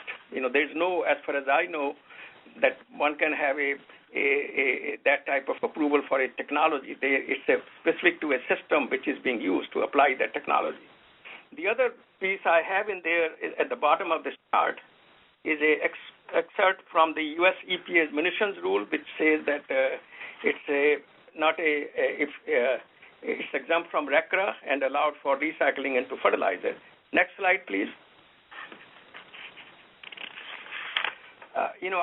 This slide I've taken just the highlights of a report which was written by the U.S. Army's senior science advisor of the D-mill technologies, Dr. Kwok, and who has been working with the D-mill technology, not only D-mill, but actually synthesizing and making these materials for almost 40-plus years for the U.S. Army. He's a chemist by education. And he has written a report, because he was given an assignment to look at all the propellant demilitarization technologies which are available, and then compare them, and then determine what should be used for this joint U.S. Army and Korean project. And even there, like you all, the local public opposed for building any thermal-based technologies.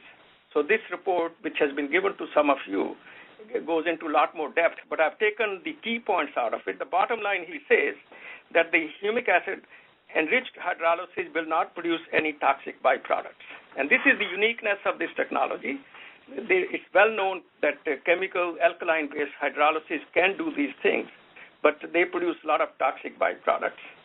Next slide, please. In the next slide, I'm just giving one example of test work done at university. This was at University of Nevada, because first project was done at Hawthorne Army Depot in Nevada. Basically, what they showed, that by using this fertilizer, you actually increase the growth of the plants. In fact, a lot of fertilizer which was made at Hawthorne was used by the farmers in the local area. There are a number of university studies, from Virginia Tech to University of Minnesota to I'm not sure how many universities in Korea, Egypt, and all over the world. Next slide, please. What I want to show you here, that during our projects, almost I think we have converted maybe more than probably 50 to 100,000 pounds of propellants, single, double, triple base. And every ounce of that product which has come out has gone onto the farmlands. And here I'm just giving you some examples of these on use in the Oklahoma area, because McAllister, as you know, is situated in and all of the farmers basically reported that they got positive results. Now, next slide, please. This is my last slide. Basically, what I understand, there are two objectives. One, we must meet the CampMinden's mission to safely get rid of this material. And second, the public aspires that it should be done in an environmentally safe manner. So the ectodemill is a non-thermal technology which is proven on M6.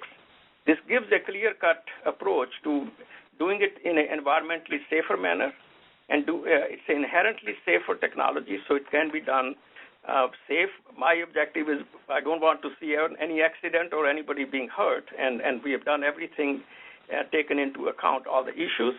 And then we are offering an approach that it can be rapidly deployed with already available equipment in the marketplace commonly being used. And then we can implement this system approach in a timely manner to help meet this objective there. So this is my, we have some backup slides which have been made available to you. There are all kind of letters of even a 3-star journal's letter, congratulating us on achieving, this type of technology approach. So I'm open to any questions and anything we can elaborate. We have provided, as I mentioned, some attachments of the actual lab reports, which we'll be happy to discuss those in further details. Okay, thank you very much. Let's move to questions. Your first question comes from the line of Brian Salvatore. Yes, good afternoon, Dr. Walia. Yes, good afternoon, Brian. So I have a question for you that's based on information that I would like to see that is beyond the Environmental and Science Technology article that came out in 2014 about some of the side products that are formed during the basic hydrolysis of some of these single-base propellants that contain DNT. And where that article leaves off is it showing that there is a significant amount of nitrocresols that are forming.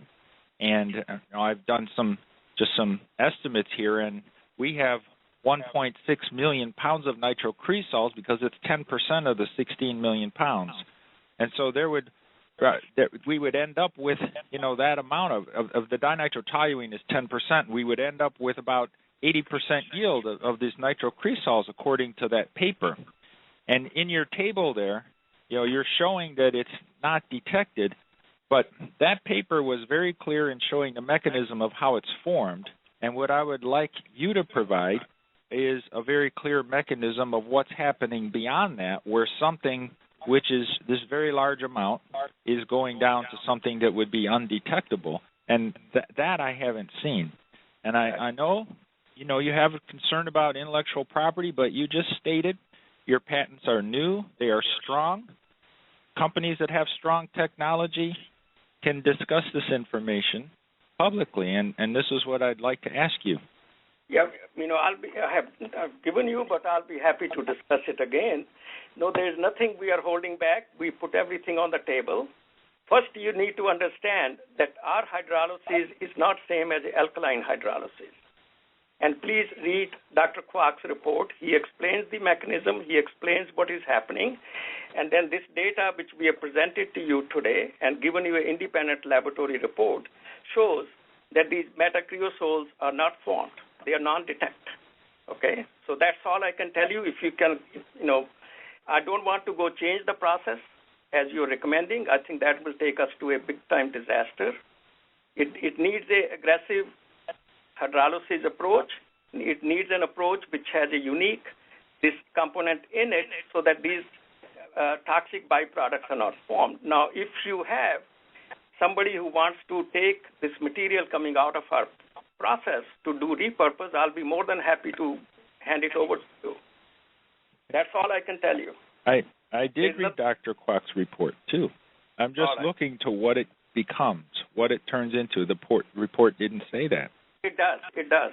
If you read it again, I'll be happy to read it together with you at your convenient time. It completely explains that it forms amide, And the only thing which we left over is in the nitrogen compounds coming out of her is in nitrate and nitrite form, and the humic, and rest of it is humic acid and fulvic acid. Oh. Amides cannot form from nitro groups. There has to be a reducing agent in there. That is why they're using the humic molecule is well known as a reducing agent. So Brian, maybe you can get some more of these answers offline and help inform the rest of the group, because I want to get to the rest of the questions. Your next question comes from the line of Slavo Lomnicki. I have a double question. First of all, I understand this report that you presented was done by some independent group. My question is, first of all, can you forward to Doug maybe this report so we can have a look over it? Yes, the report has been given. And if this analysis was done actually on the effluent from your process, batch process, or if it was an effluent from the lab scale experiment. So this is just a general comment, if you can answer on that. And second question is, there is also not M6 only, but also a CBI materials that needs to be disposed, and these materials contain significant amount of chlorine. Yeah. And in the hydrolysis processes, unfortunately, similarly as in the paper pulp production, this hydrolysis leads to formation of significant amount of dioxins. Can you comment on that? Yeah. First, this report and the results which we have given from the independent lab, they were done on the production runs, in a 1,000 pounds or 2,000 pound batches. Okay, so they're not from the laboratory. There's a huge amount of also laboratory work has been done prior to that. Second, yes, we understand. The CBI is essentially made up of nitrocellulose, and of course, we have done work also with pure nitrocellulose for a commercial company. This Hercules Corporation, we had built a small unit, treated a lot of their nitrocellulose. So what we envision, my concern is when I looked at the M6 as you have are 1 inch in diameter, whereas the CBIs are very finely grained material. So what our approach will be to retrieve both of them and do it together, because I don't want to go take this finely ground material and put it into the system. The one, of course, good thing for CampMinden scenario is that you have a single base. So it's a lot safer to do this chemical treatment in compared to, of course, we have done with double base and triple base. They are a lot more exothermic reactions. So we think that this, by using a strategy, by combining those two, we'll be able to do it in a safer manner and still not produce any toxic byproducts. And I think if we understand it correctly, the CBI is stored in 3 separate magazines. I know one of the magazines has a mix of M6 in it, so we should be able to easily segregate that and mix it into probably a 90 to 10 ratio. That's what we are considering. Yeah. Mm-hmm. Your next question comes from the line of Robert Flournoy. Dr. Wally, I understand, number one, your process is ESB approved. Is that right? Well, as I explained, this process, as I mentioned to you, was operated at McAllister with the Defense or Explosive Safety Board experts. In fact, many times they came to visit us. I do not have a piece of paper from anyone, because it's the government who requested them to do the evaluation, because the unit was owned by the Army, and so we were simply, as a contractor, supporting them to conduct the tests. So I'm sure they will have it. Of course, the Defense Technology Office, I contacted with them. They said they don't have any. Dr. Kwok, who was the project manager, he's now 85. He still works there, but he had a couple of strokes. And so I contacted him also, but he has no his filing system probably has he doesn't have anything piece of paper he can send to me. But we will again attempt to see if they can. But again, my understanding is even if we have something from there has no relevance to CampMinden for Camp Minden, we will have to, again, have it first fully designed according to all the safety guidelines. Second, that if any government requires, they will have to have a safety board or any safety experts to come and approve it. Now, in our design, which I just shared with you, we have taken into account all the safety issues. We have also taken into account to position these 11 of these units a certain minimum distance apart so that they will comply to the Defense Department's QD limits. Your next question comes from the line of Karen Price. Your slides indicate that you had 11 trains. Are those 11 trains now currently available, and if so, where are they located? Well, and also, what do you have an end user identified for this material that you would produce from Camp Minden?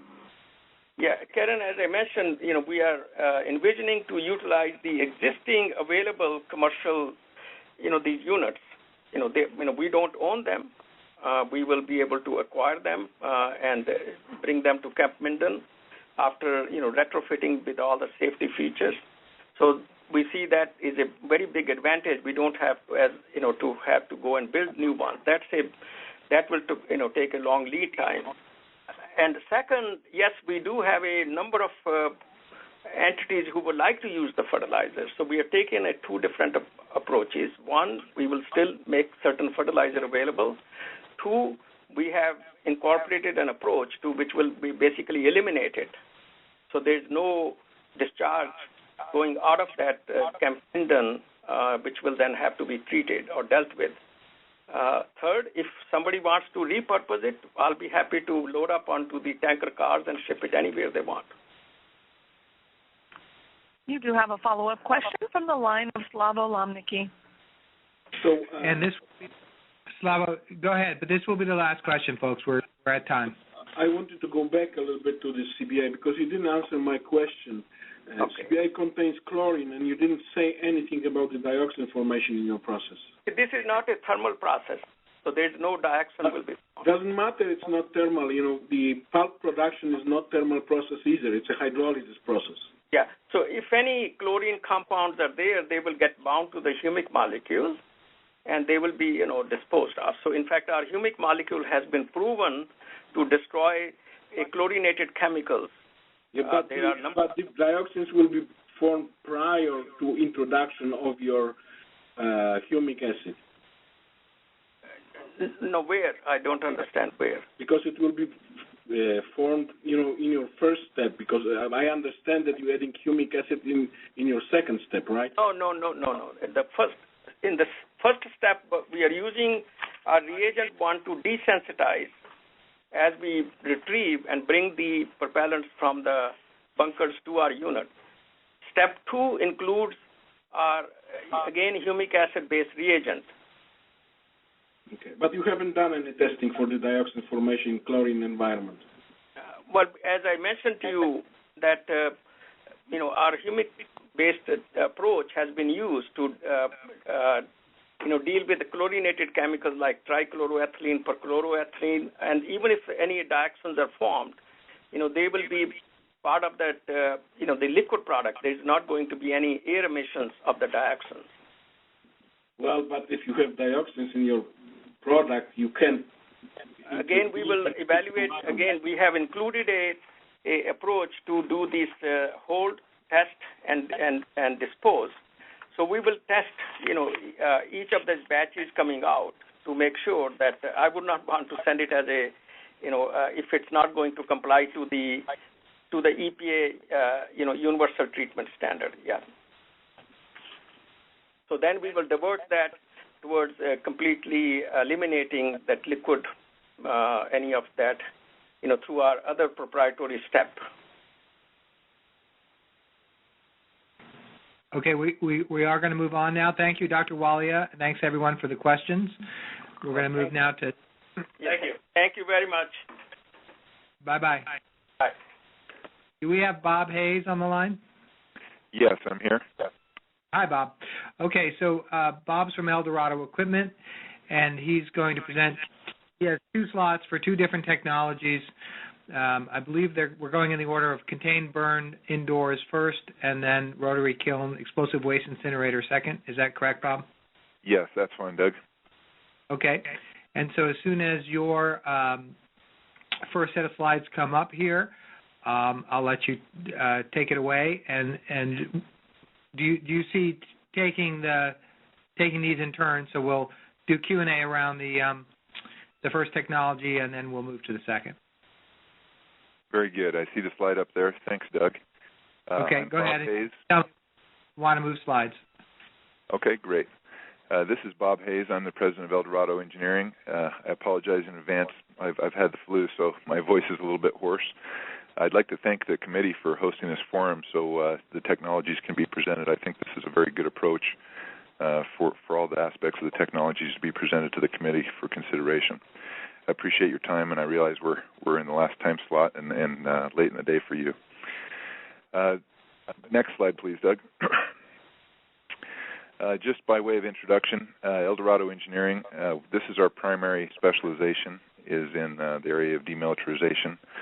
This is what we do. We're very familiar with the specific issues regarding projects like at Camp Minden, from all the safety aspects of handling explosives to all the thermal treatment options, as well as other alternative technologies. We employ explosive chemists and all the traditional engineering disciplines, and we're generally recognized as one of the worldwide leaders in this industry. We're familiar with a lot of technologies that have been applied over the years, those things that have worked and those things that haven't worked, and we've worked with a lot of the reputable companies in the industry. We are a technology provider, and we are teamed for the project at Minden as a subcontractor with Explosive Service International. They're a local explosives firm that is very familiar with the site at Camp Minden. They have over 25 years experience with explosives handling. They have all the required licensing and an impeccable safety record. They're currently responsible for safety oversight of contractors working at Camp Minden, and we're very pleased to be teamed with them as they're our prime. If you go to the next slide, please. This is a list. I won't go through all of these in the interest of time, but you can see we've done a wide variety of projects throughout the U.S. at many different DoD facilities and as well as overseas. We have a lot of experience with different technologies, chemical conversion processes, recycling, and different methods of thermal treatment. And we have a very good understanding of the products that are generated from these processes. One of the things to highlight there is we're also very familiar with open burning, and we've been hired many times to be a consultant when, like for NASA, for space shuttle launches, when you're looking at the products of combustion and dispersion from propellant. We also do our own design of pollution abatement systems as related to demilitarization and treatment of explosives. Next slide. So for this project, when opposition to open burning occurred and alternative technologies were requested, basically our phone started ringing off the hook from interested parties, and so we performed a thorough internal evaluation of the available technologies that could be applied to select what we think is the best solution for Camp Minden. Here's some of our criteria for that selection, and of course safety is preeminent. We are very proud of our safety record in our entire company history doing countless explosives projects. We've never had an injury from an explosives accident at any of our facilities. Also, one thing I want to emphasize amongst these criteria is we really think it's important to emphasize well-proven technology. There's a lot of things that look good on paper. We've been in this industry a long time, and a lot of things look very viable and good on paper, but there's really no substitute for proven field experience.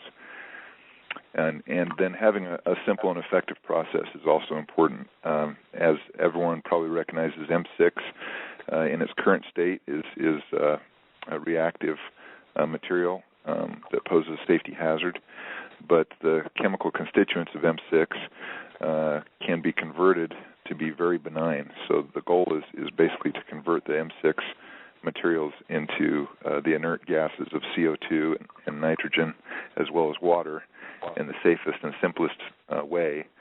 You want to to minimize handling and you want to minimize secondary waste volumes. So those are some of the things that we think are very important as we conducted our thorough internal evaluation. Next slide. So looking at the best method, we believe, in agreement with some of the other people who have spoken, that thermal treatment is the best solution to be the most cost-effective and time-effective in treating these materials and converting them to carbon dioxide, water, and nitrogen. We're familiar with a lot of different methods of thermal treatment with direct experience with all these methods listed for treatment of explosives. We've even done co-firing and co-gen with explosive materials and all types of kilns and furnaces. And I'm going to focus on, this presentation is about contained burn. The next presentation will be about rotary kiln. Both of these methods we selected as the most viable. We believe that they're the best suited and most well-proven methods for the solution at Camp Minden. Next slide. So by way of introduction to contained burn systems, contained burn is a technology that was specifically developed as an alternative to open burning. Open burning and open detonation, of course, were traditional methods of demilitarization, but they release everything directly into the environment. Contained burn is a way of capturing the emissions. You can think of it as open burning indoors. So you have the propellant is loaded into a vessel. It's ignited. It burns inside the chamber. All of the products are captured in the chamber and then filtered through a pollution control system. It's permitted under RECRA Subpart X, and we've filtered these systems to successfully treat a wide variety of materials listed there. It's really especially well suited for bulk propellant. If of all the materials up there, bulk propellant is the one that contained burn is most well suited for, which is what you've got 16 million pounds of at Camp Minden. Next slide, please. So just to describe the system elements a little bit, the first is the feed system. Of course, you want to minimize handling and personnel risk whenever you're dealing with explosives. And we've fielded systems that are both batch and semi-continuous feed processes. This particular technology is going to be a batch process for Camp Minden. You have a containment vessel to promote proper combustion and provide enough air, and also the residence time and temperature, so that you don't react a lot of you don't end up with a lot of unoxidized or partially oxidized species, and that contains all of the products. Of course, you have an ignition source. You want that to be reliable and safe, and then you have a pollution abatement system that is tailored to the chemistry. And there's some examples of controls. Next slide, please. Just mention about scaling. Here's a couple of systems that illustrate the scaling of this technology with which we've had direct experience. The smallest system is shown a 10-pound per burn cycle batch process that we've used for a wide variety of propellants, as well as we did some demonstration testing at a facility in Tennessee where they do contained burn of strategic rocket motors with up to 50,000 pounds of propellant per burn cycle. And we've got systems scaled everywhere in between here. So as far as scaling, Minden is a challenge from a scaling standpoint, but this technology encompasses the scale of Minden. Next slide, please. I'm showing just some examples of equipment here. These are fielded systems that have been proven in the field. This is a nitrocellulose-based propellant contained burn system. You can see the chamber on the left and the pollution abatement system there on the right-hand side. When we do a batch process, one of the keys to this technology is, although the propellant burns very quickly, we contain all of the gases, and then we meter the gases through a pollution abatement system over time. So even if the propellant burns in 10 seconds or 20 seconds or 30 seconds, we can take a few minutes to treat it in the pollution abatement system, which reduces the cost and improves the efficiency of the pollution abatement system. Next slide, please. Here's just another slide of some other turnkey systems we've provided for commercial clients as well. Next slide. So one of our current projects is the U.S. Army had a need to dispose of a large quantity of tactical rocket motors, and the contract for the first phase was to do a thorough technology evaluation. It was quite a challenging problem, is that they have hundreds of thousands of rocket motors, ranging in size from 60 pounds to 1,600 pounds per rocket motor. And the propellant has some different chemistries with it, including AP-based propellant. And they wanted to have a system installed on a DoD installation that was non-open burning. And we did a thorough technology evaluation with a number of stakeholders, including the Army stakeholders, and contained burn was selected. We have construction of this facility. This production facility is ongoing at Letterkenny, Pennsylvania. The RECRA and air permits have been approved, and they've received DDSB approval for the siting. And the capacity of that system, it looks like it's cut off a little on the slide, but it's designed for 805 pounds of propellant per cycle maximum, and up to 3 cycles per hour, to give you an idea of the throughput. Next slide, please. This is some full-scale demonstration testing we did as part of that project out at China Lake in California on a Navy installation. This is just to give you an idea of the chamber, and what we used out there was an existing chamber of the appropriate size, and we added the loading system and pollution abatement system to do a full-scale demonstration of this for these challenging rocket motor types. Next slide, please. This is the loading system. We've developed a loading system that makes it convenient and safe for the operator. Operators will place the load on this shelf. In this case, it's a tactical rocket motor. For Minden, it would be a cold burn tray that would have the propellant placed in the burn tray. So the operators place that on the shelf. They leave the facility to go to the control room, and then they're able to remotely control the system to have the shelf inserted into the chamber. The autoclave door locks. That satisfies an interlock for the ignition system, and the chamber is sealed during firing. And then after firing and the gases are exhausted, you remove the article and load for the next cycle. Next slide, please.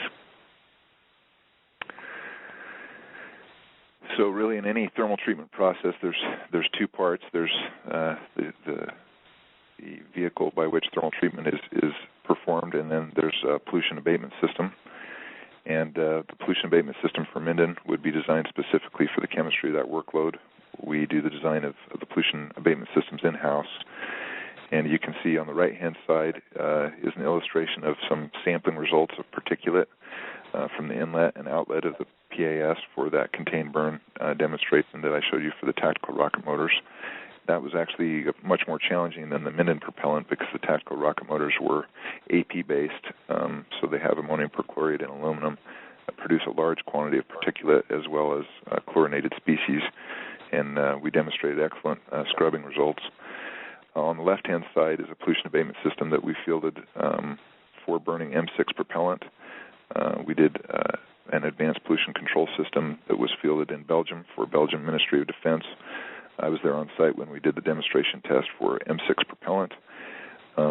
There we burnt the M6 propellant. There they call it red bag propellant, coming from the 155 rounds.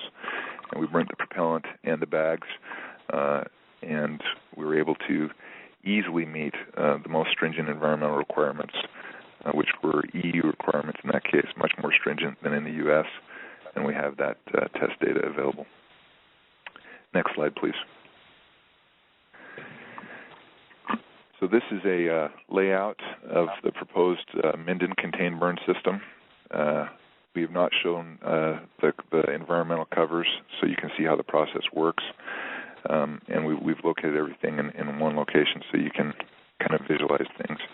But basically, there would be cold burn trays that would be loaded with propellant in a covered shelter.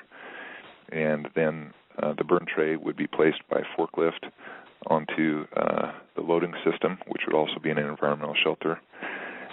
The personnel go back to the control room and push a button to have the burn tray inserted, and the chamber is sealed, and that's verified and satisfies an interlock so the material can be ignited. The material then is ignited and burns inside the chamber. The gas is cool, and then we meter the gases through an advanced pollution abatement system. One of the things I wanted to emphasize for Minden with respect to safety is the handling of this material. It can be performed very similar to open burning. The trays will contain 880 pounds per burn cycle, and you can load the propellant neat into the burn trays with similar proven safe handling procedures as for open burning, and it doesn't require a lot of excess handling or preparation. This system design also allows you to drastically reduce handling and personnel exposure and risk by placing the boxes or the super sacks directly in the tray and then burning them in that configuration. Operationally, you can do either. When you do the super sacks and the boxes directly in the system, you reduce handling and personnel exposure, but you will increase the amount of particulate that you form because you'll be combusting boxes as well as the M6 propellant. The contained burn system itself provides excellent conditions for combustion. We understand combustion and model it well with our design, so that the gases inside the chamber experience high temperature for quite long residence time to fully oxidize all the species. So you have very little CO and very little organics coming from that system, and those are well within regulatory limits. What we have shown there is a pollution abatement system, the full suite of pollution abatement that we used in Belgium for M6 propellant, which would include a secondary combustion chamber, an afterburner, as well as a gas cooler, a cyclone, a bag house, and then a HEPA filter, and then it goes through an SCR system to reduce NOx. And by doing this type of approach, you can reduce the levels down to levels far, far below the regulatory requirements, easily exceeding all the MACT and BACT standards. We will be proposing this as priced options, so basically these selections can be made according to budget, but we're very confident, based on our experience with M6 propellant, that we can scrub the exhaust gases to easily meet all the regulatory requirements and then exceed those to be as clean as desired. So that concludes my slides on contained burn, and happy to entertain any questions. Can folks hear me? I got cut off. Can you hear me, Bob? You're there. Okay. So we'll move to questions, and again, please keep your questions to be brief and one at a time, and you've all been doing great with that. So, operator. Again, if you would like to ask a question, please press star 1 on your telephone keypad. That's star 1 to ask a question. And your first question comes from the line of Robert Flournoy. Looking at your rate of, say, 1,800 to 25 pounds per hour, if you operated it 20 hours a day, that would take approximately 450 days to accomplish the mission, which is over a year, say a year and a half maybe, year and a quarter. Is that pretty much what you're figuring that you can accomplish? I'm glad you asked that question. So the system design that we're proposing has been sized and designed to be operated 24/7, which would allow it to complete things in under a year. We can add another chamber or upscale the system to provide higher throughput if needed. It's basically a matter of budget. What we've proposed is we have done the calculations on the throughput as well as the calculations on the budget, and we think that this is the most cost-effective solution that gets it done in the time frames, so that there's no increased risk from the stored material at Minden. But we can add another chamber or upscale this chamber to have higher throughput if desired. It's easily scaled that way. Excellent question.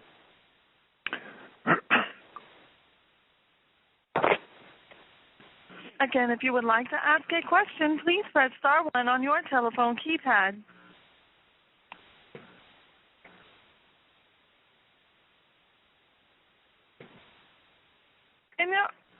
And you do have a question from the line of Samuel Mims. I also have a hand up from Frances Kelly if she's not showing up. Yes. My question is, when you finish how much solid residue or waste, if any, do you generate? And when the gas, are you able to monitor the gases that come off? Excellent questions. First, as far as particulate matter or dust, so there will be a little bit of ash that's produced. We actually produce less ash than open burning because you have the additional residence time and temperature inside the chamber. If you reduce handling by burning the boxes, you will produce some additional ash from burning the boxes.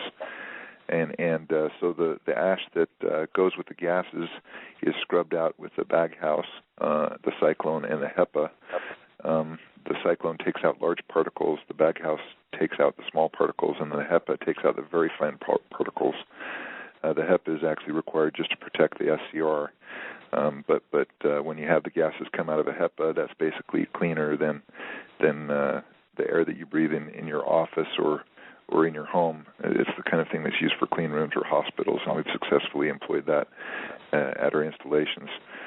As far as monitoring of the gases, you can do stack monitoring continuously. We have experience doing that with M6 propellant, where we continuously monitored CO, NOx, O2, CO2, as well as TOCs or organics.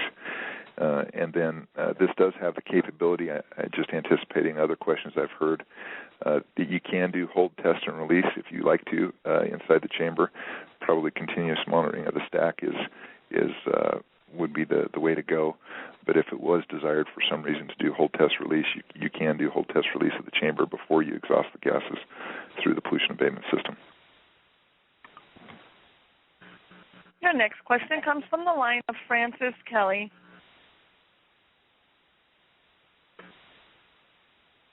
In your spreadsheet to us, you said this would be a permanent installation. So does that mean that you would bring it here, build it, and then after the M6 was processed, y'all would intend to be bringing other hazardous waste into the community to be processed here? No, the system is designed to be built for the M6 propellant, and then afterwards it can be dismantled or repurposed. But this system it would be a permanent type installation because of its size to achieve the throughput. It's not something that you would cart around as a transportable system. It would be permanent. And your next question comes from the line of Mickey Walsh. Yeah, I had a question that the HEPA filter has a difficult time with the organics. Is there a way to deal with that, such as the aromatics, et cetera, that may come off the process? So based on the testing that we did in Belgium, we don't have really any organics coming out due to the high temperature afterburner upstream, and so we don't have any problem with those going through the HEPA. We actually cool the gases, and we have a lot of experience with different energetic materials that contain lead, and some people use high temperature particulate filters that can allow some vapors to pass through, including lead vapors. But that's why we cool the gases down and quench them so they're cold when they go through the filtration steps to make sure that all of that stuff is frozen and gets knocked out. Again, if you would like to ask a question, actually, Francis, go ahead. Your line is open.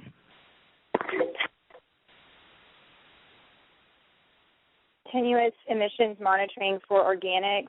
Are you doing that using surrogates, or are you directly monitoring for the organics? And if so, how are you doing it, and which organics would you be monitoring for? Good question. So there's commercial systems available to do continuous emissions monitoring for TOCs for organics, and as well as you can do methane if you want to speciate between methane and non-methane organic compounds. As well, you can do periodic sampling, via approved EPA methods to look for specific organic compounds, and that was also done at our system where we burned M6 and found to be non-detect for all of those specifics. But it's not a continuous process to speciate between the different organics, but you can get a total organic content in a ppm range with off-the-shelf continuous emissions monitors.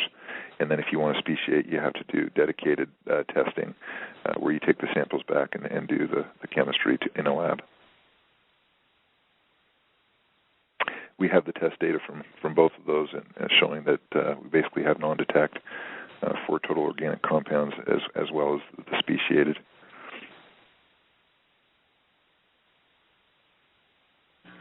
You do have a follow-up question from the line of Robert Flournoy. I just understand that you said that this is going to be a permanent unit. You're going to build it there on site and leave it after the propellants are disposed of?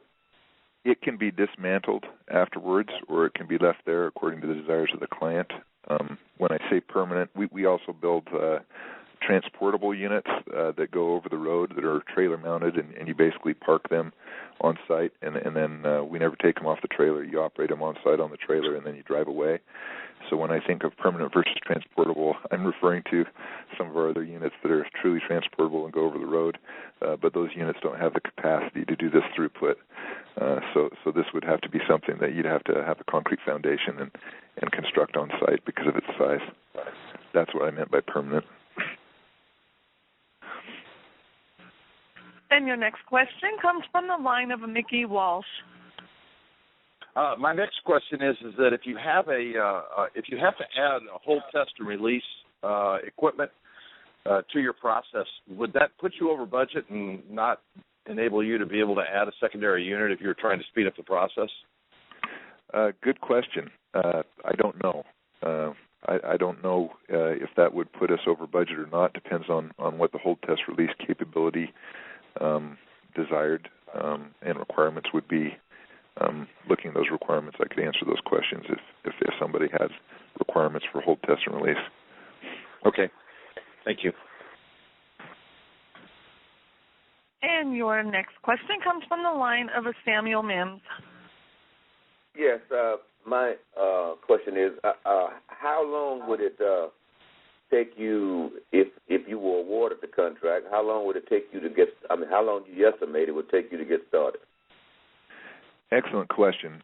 Because it is a pretty major fabrication project to get this fabricated, the good thing is we have the designs already based on our previous experience. So we've been in contact with fabrication vendors, including local fabrication shops, and we have a commitment that they could fabricate the longest lead items in less than 18 weeks. And so, with an 18-week fabrication time, we believe that 5 to 6 months would be the realistic time for implementation, which includes all the construction as well as training of the operators and prove-out systemization, et cetera. Okay, thank you.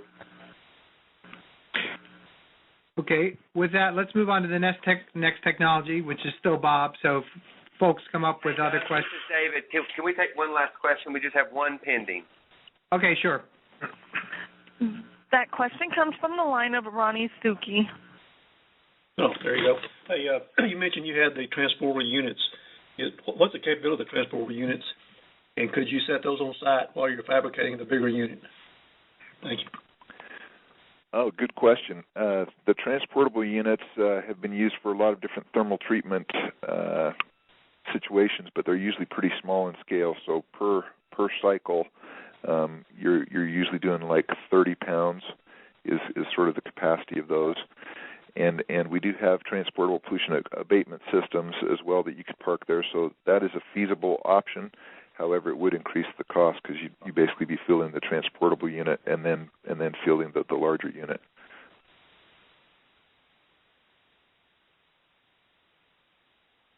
Our transportable units are designed for a lot of places where you have to go and do something for a few months because they've got small quantities.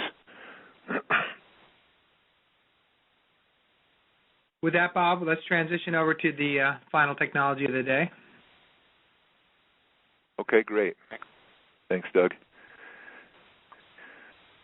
So, again, this is just a few other installations that we've done. The transportable unit you can see down in the lower right-hand corner is kind of a vision of a transportable unit that we fielded. You can go ahead and go to the next slide. Seen this before. We're just on the second one down on the line. Of all the thermal treatment methods, we believe that contained burn and then a rotary kiln explosive waste incinerator are the most well proven, and cannot emphasize enough that field experience is really what is needed when you're trying to deal with 16 million pounds of something. A lot of things look good on paper. There's a lot of on-paper designs we can do with other things that show promise, but having something that's been proven that you can do it in the field is really what's needed, we think, at Camp Minden. Next slide. So a rotary kiln explosive waste incinerator, this technology is basically the workhorse of the DMIL sector. It's been installed at many locations, many Army depots throughout the United States, and it pretty much is the core demilitarization capability for industrial demilitarization at these sites, as well as at commercial facilities. The main commercial demil facility in the United States uses this as their core capability, as well as the main facilities in Europe and Asia. In the different countries, they use this as their core capability. It's a very versatile unit, been around for a long time, and El Dorado Engineering has supplied more explosive waste incinerators than any other company worldwide. You can see in the upper left people feeding bullets in. The rotary kiln is in the upper right. There's a pollution abatement system that we provided in the UK in the lower left, and then the discharge material where you have the scrap steel and brass coming out. The system is very versatile and can handle a lot of configured munitions as well as handling bulk propellants and explosives. Next slide, please. So this is just an outline of some of the areas where we've provided turnkey explosive waste incineration systems. We've provided them to private companies as well as ministries of defense and departments of defense, as well as NATO when they've selected demilitarization technology to be fielded. We provided systems for them multiple times. Next slide, please. This is just an outline of a system that we provided to Albania as part of a NATO project, and it was operated 24/7. Again, we think experience is key. They were able to process, at the time of this report, they'd done 6,000 tons of ammunition, and then they finished their objective ahead of time and demilitarized more than 11,665 tons of ammunition. So you can see that the amount of throughput that's gone through this type of system is truly huge, and you know is on the order of the scale of the problem at Camp Minden. I should emphasize that these tons of ammunition included configured ammunition and bulk propellants. It wasn't all just bulk propellant, but it was all types of ammunition. Next slide, please. Here's another NATO project that we recently did in Ukraine before the fighting broke out. It's actually located in Donetsk in eastern Ukraine, and we had to do an advanced pollution abatement system there, which included some things for mercury removal because they use mercury fulminate in a lot of the Eastern Bloc munitions. Next slide, please. So just an overview of the system elements. You have feed systems. The system is designed with two different types of feed systems. The feed system that would be used at Camp Minden would be the positive feed system, which was designed and developed by El Dorado Engineering specifically for bulk propellants and explosives. I'll go into that more later. And then you have the armored rotary kiln, where you have internal flights convey the materials from the cold feed end to the hot discharge end. Those flights also provide charge separation to prevent propagation. Then you have the discharge system. When you're treating configured munitions, you have steel and brass and lead that get produced, and then those are all automatically handled and collected and separated. And then you have the pollution abatement system and the controls. Next slide, please. So this is a view of the rotary kiln itself. You can see the feed end and kind of a pictorial of what the system looks like, where the burner is located. Next slide, please. This is the positive feed system that I mentioned that we've developed for bulk propellants and bulk explosives. It's a standardized system that's been approved by many different safety bodies, and basically it's designed with safety in mind. Personnel load boxes containing the bulk materials on the safe side of the barricade wall. There's no line of sight for propagation, and there's been destructive testing done where a detonation of the maximum load quantity doesn't damage the hearing or cause any harm to anyone on the other side of that barricade wall. Basically, once the box is placed into the system, the operator pulls down a loading door, and the box is conveyed through the barricade wall to a transfer conveyor, which conveys it sideways to line it up with the kiln. And then when the kiln is ready to receive the box, a high-speed ram pushes it into the kiln.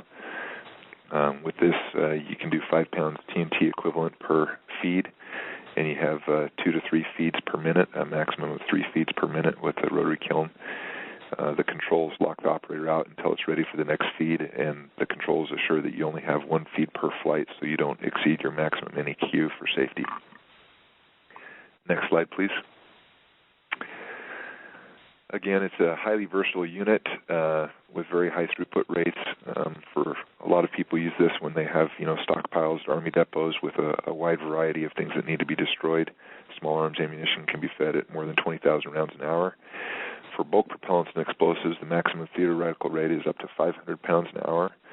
The practical feed rate depends heavily on the material type and configuration. So when you're feeding TNT or RDX or nitrocellulose, grain size depends on affects what your actual throughput rate is. We've found through actual production that 150 to 350 pounds per hour is a typical throughput rate for the nitrocellulose-based propellants. Next slide, please. Again, downstream of the rotary kiln, all the gases pass through a pollution control system. It's designed for the chemistry of the workload. And as I mentioned in a previous presentation, you can have different system modules to treat the species of potential concern. And here's some of the system modules outlined there: afterburner, cooling the gases so they can go through the particulate controls. We've utilized 2 different methods for NOx reduction: SNCR, which is non-catalytic, and SCR, which is catalytic. SNCR, we've achieved better than 50% NOx reduction with that technology, which is lower cost and usually meets most regulatory requirements.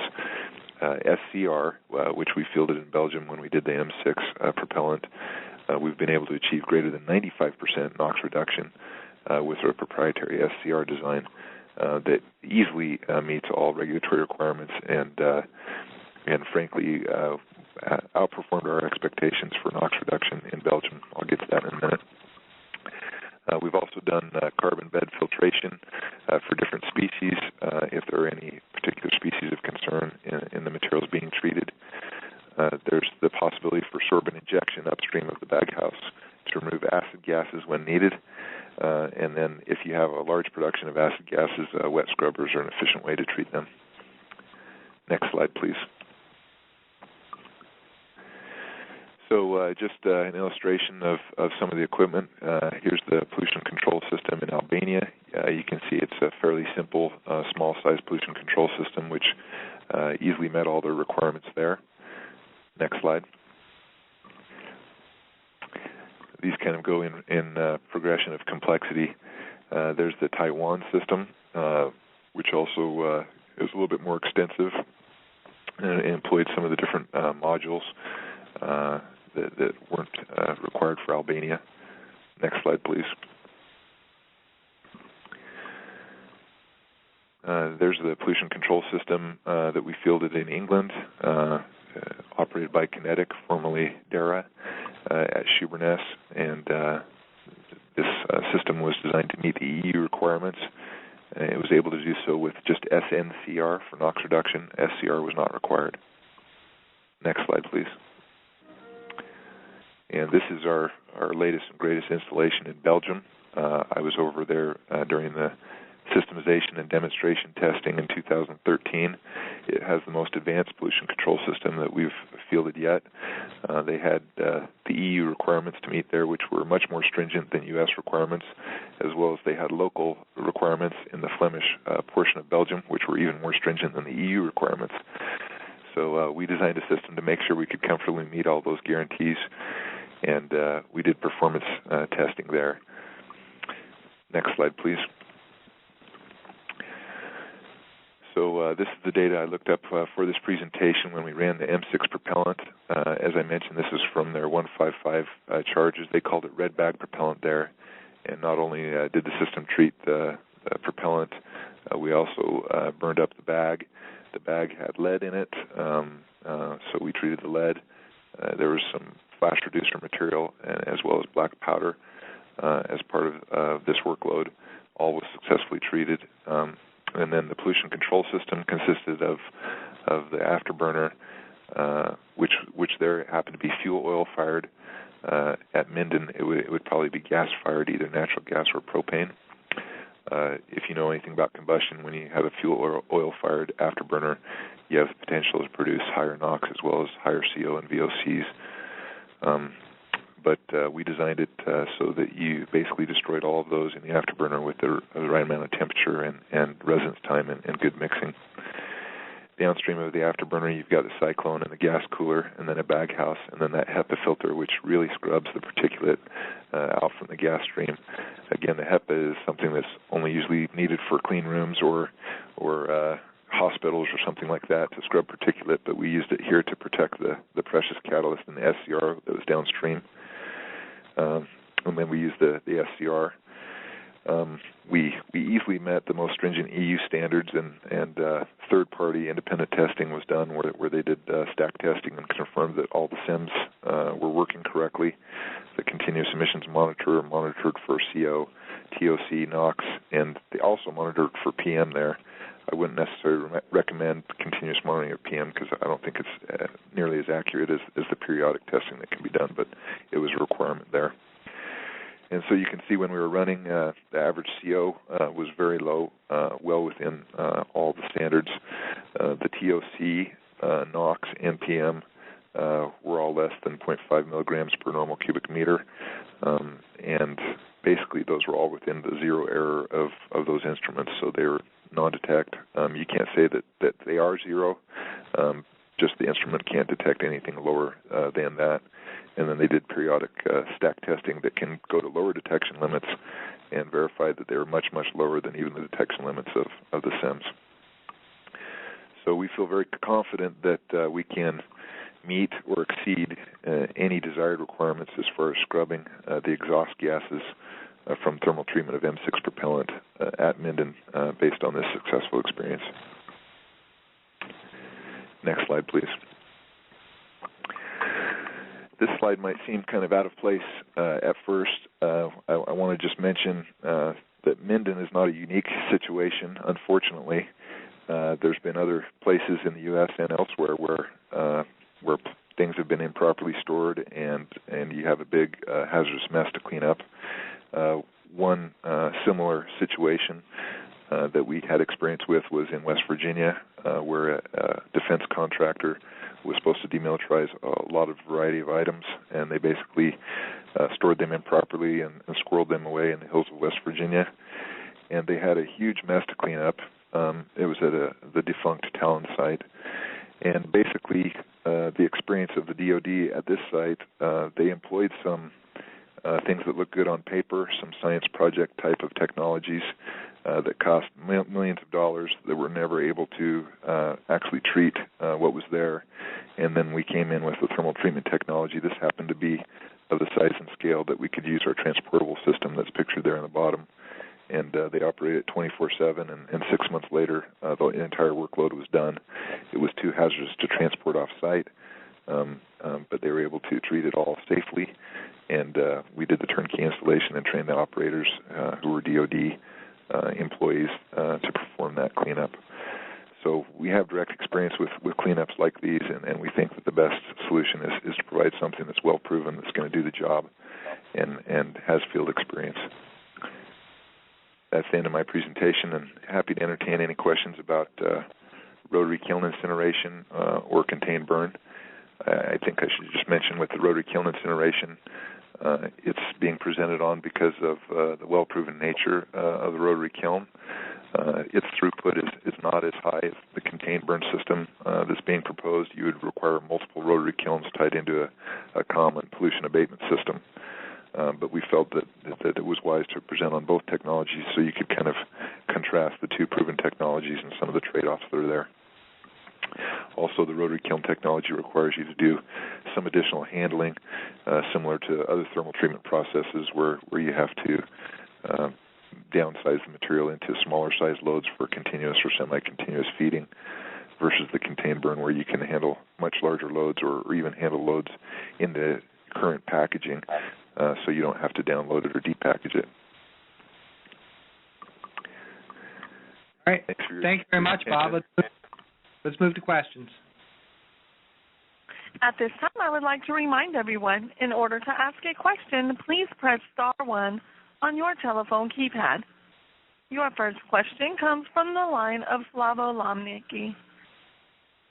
I have a question about your test done on this installation in Belgium.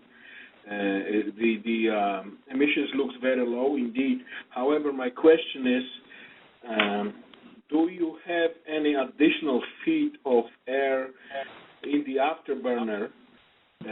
And do you have a data instead of reporting it in mass per normal cubic meter in the form of mass per burned pound of material? Good questions. Thank you. We do have additional airs injected in the afterburner to promote the reactions that we want to occur there. And we do have, we can present the data in mass per unit burned.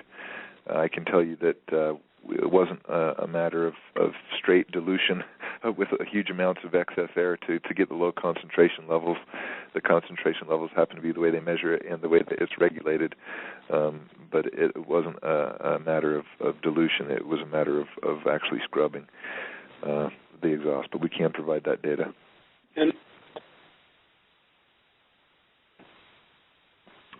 your next question comes from the line of Francis.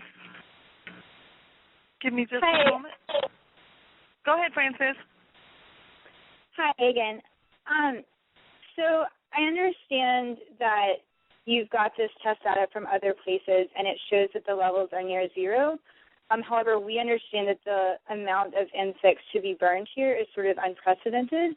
And so near zero sounds really great, but we're very concerned that adds up over time and gets put directly into our air.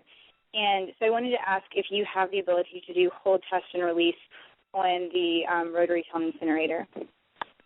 Good question. No, the rotary kiln incinerator does not have the capability to do hold, test, and release because it's a continuous process of exhausting the emissions through the pollution abatement system. To put the emissions somewhat into context, when you look at even the amounts of material that are stored at Camp Minden, you can do the calculations and show that if you scrub the exhaust gases like this, you essentially end up with an amount of pollution going into the air that's extremely small. So, when you're driving your car to work or heating your home, you're putting small amounts of pollution into the air as well.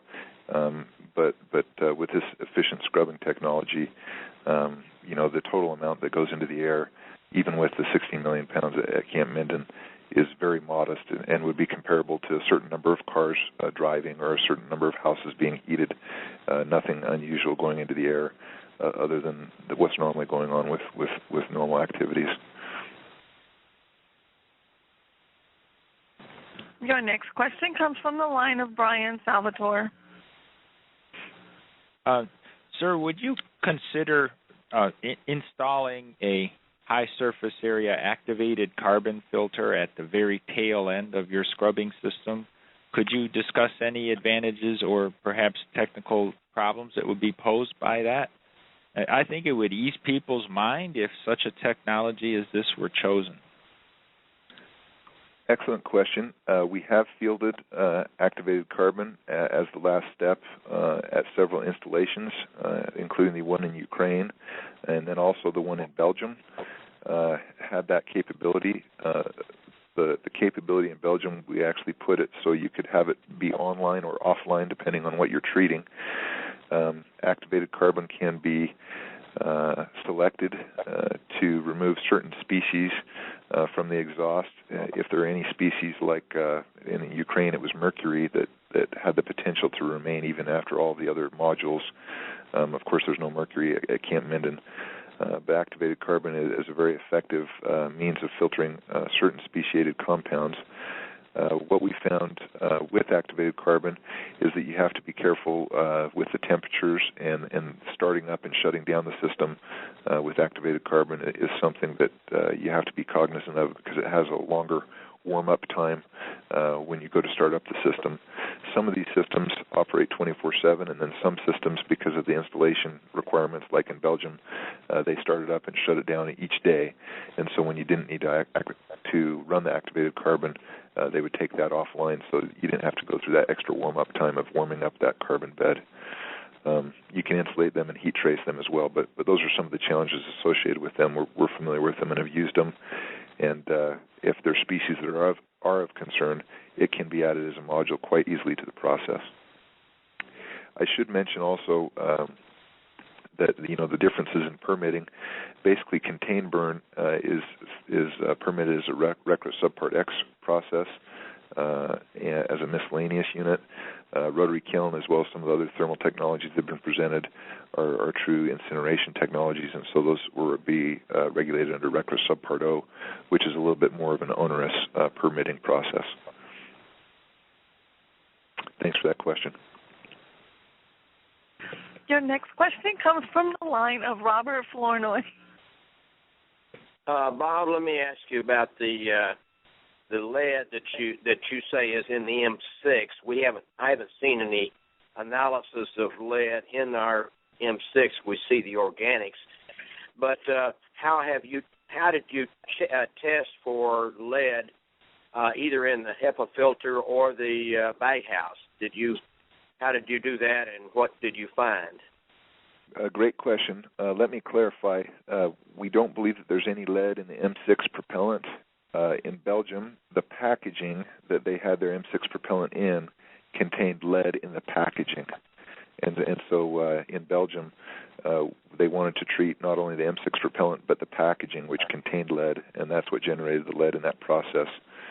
And basically, we don't know that we don't know that we don't have lead, and maybe in our packaging, because lead is a neurobehavioral metal that's in low quantities has drastic effects, health effects on children and adults too. Yeah, we're very familiar with the potential toxicity problems with lead, and hence why we do such a good job of scrubbing it. But I have no reason to believe that the Minden material is contaminated with lead, because it's been packaged and handled differently than the Belgian material. The Belgian material, it was their packaging that had the lead.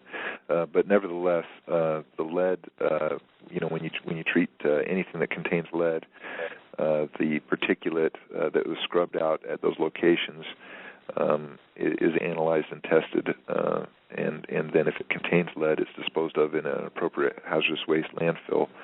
I should mention that all the particulate collected at the cyclone, the gas cooler, and the bag house, which is where all the particulate is collected into sealed drums. And so then those drums can be tested and then sent for appropriate disposal. For the M6 propellant at Minden, we expect that the particulate that would be collected there would be non-hazardous waste. There wouldn't be any hazardous constituents in that particulate based on the chemical composition of the materials at Camp Minden, including the packaging at Camp Minden, if that was treated in situ. So you can test those drums and verify that there's no lead in there. If you found lead for some reason, if somebody had snuck some lead somehow into the Camp Minden workload, it would turn up in your analysis, and that drum could go to a properly rated hazardous waste landfill. But we believe that the majority of the particulate, if not all the particulate, will be non-hazardous waste from Minden. And then the stack testing was also performed looking specifically for lead in Belgium, which basically showed that we did an excellent job of removing lead, as you can imagine, with those redundant systems for particulate control as well as the HEPA. Your next question comes from the line of Mickey Walsh. How long would it take for you to set this up? It looks like it's a permanent installation. And what would be the period of operation till you complete the remediation of all of the M6? Very good question. The rotary kiln setup would be very similar as contained burn. We believe it would be 4 to 6 months to get up and running. And then, again, you'd have to be scaling. This is kind of a standardized design that has gone through a lot of DDSB approvals as well as other regulatory approvals. So scaling up the design would increase the time to fielding, and so we think it would be wise to just field multiple rotary kiln units. And you can field as many rotary kiln units as you need to, tied into the common pollution abatement system for the throughput desired, but it becomes a question of budget. So we believe that the contained burn process will probably be more cost-effective, but you can't field multiple rotary kilns, but you might have to field 4 to 6 rotary kilns to get the throughput required for Minden.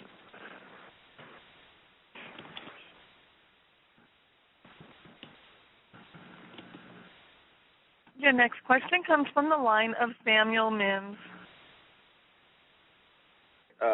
I got kicked off not too long ago, so I may have missed this when you first started.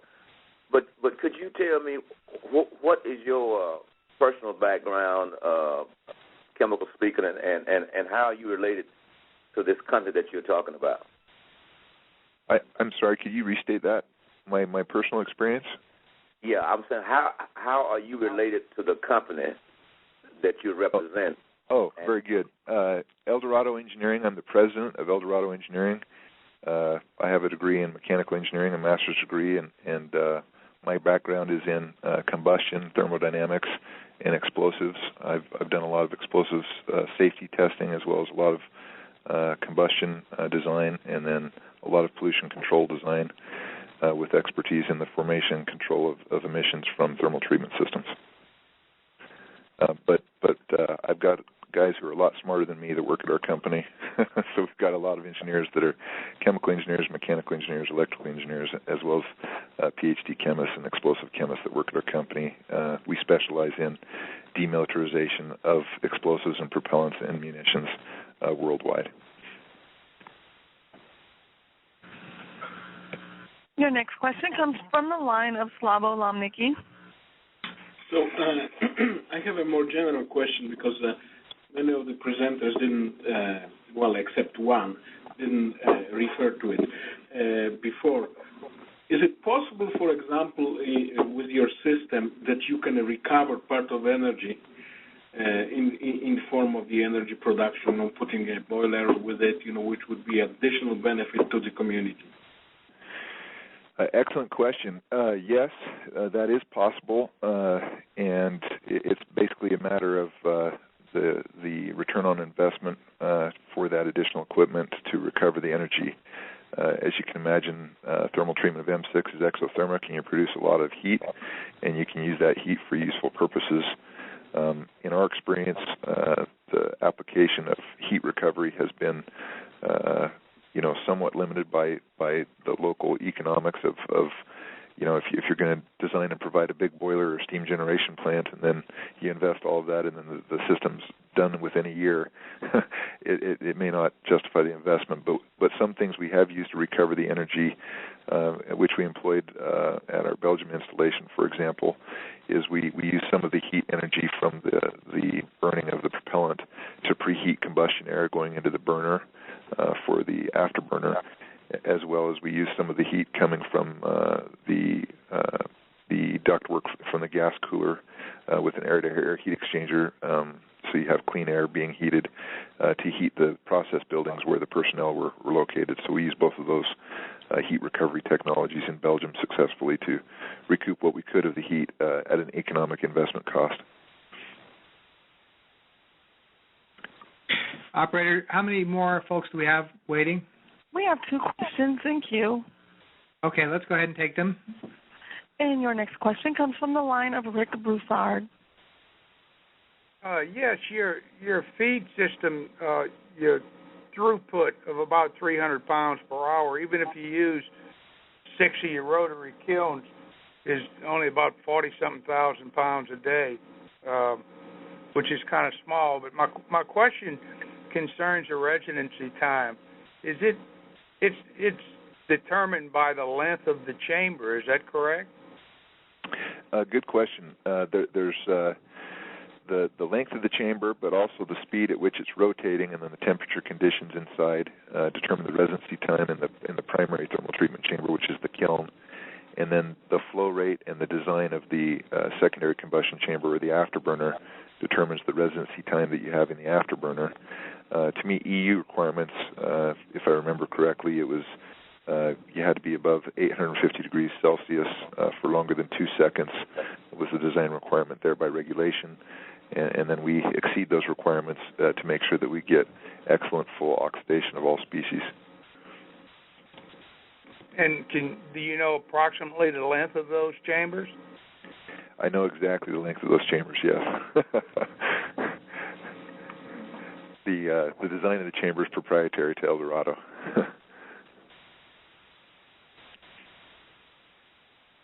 Okay, Go ahead. Go ahead, last question. From Robert Flournoy. Let me ask you, are you ESB approved? And of the two methods that you've given today, which one would you feel is more applicable for Camp Minden? Excellent wrap-up question. Yes, both systems have been approved by DDSB at multiple locations, and both have received approval from environmental regulatory authorities at multiple locations in the United States. I believe that contained burn for Camp Minden is a better solution because it's going to minimize handling and personnel exposure, which you're always cognizant of when you have 16 million pounds of propellant to handle. Anything you can do to minimize personnel exposure really reduces the risk associated with that amount of material. So I believe from a throughput standpoint, a permitting standpoint, and a risk standpoint, the contained burn would be our recommendation. We did look at both technologies as viable for Camp Minden as the most proven and well-suited, but I believe that the contained burn would be best suited from a cost and risk standpoint. Doug, this is David, and I see we have Frances with her hand up. So, operator, if you'll open up her line for the final question. Frances, your line is open. Okay. So my question is, if you're burning everything, what concerns are there for dioxin, furan, and PCB formation? Have you tested for those before in other systems, and if so, how? Great question. So if we end up reducing handling further by allowing them to burn the existing packaging, the packages themselves shouldn't contain chlorine. However, there are some anti-static bags that some of it's packaged in that may have some chlorine present. You need to have chlorine present to, of course, form any dioxins or furans. When we did our testing in Belgium, there was some small amounts of chlorinated species there, and they did test for dioxin and furan emissions. And with the SCR system that we employ, it also does an excellent job of removing dioxin and furan in small quantities. And so those were non-detect in the stack. At other systems, I mentioned earlier that we have an ongoing construction project at Letterkenny where we're burning ammonium perchlorate-based propellant, which has a large amount of chlorine, and we have dedicated systems there and have done a lot of testing to make sure we scrub out any chlorinated species of concern from the exhaust.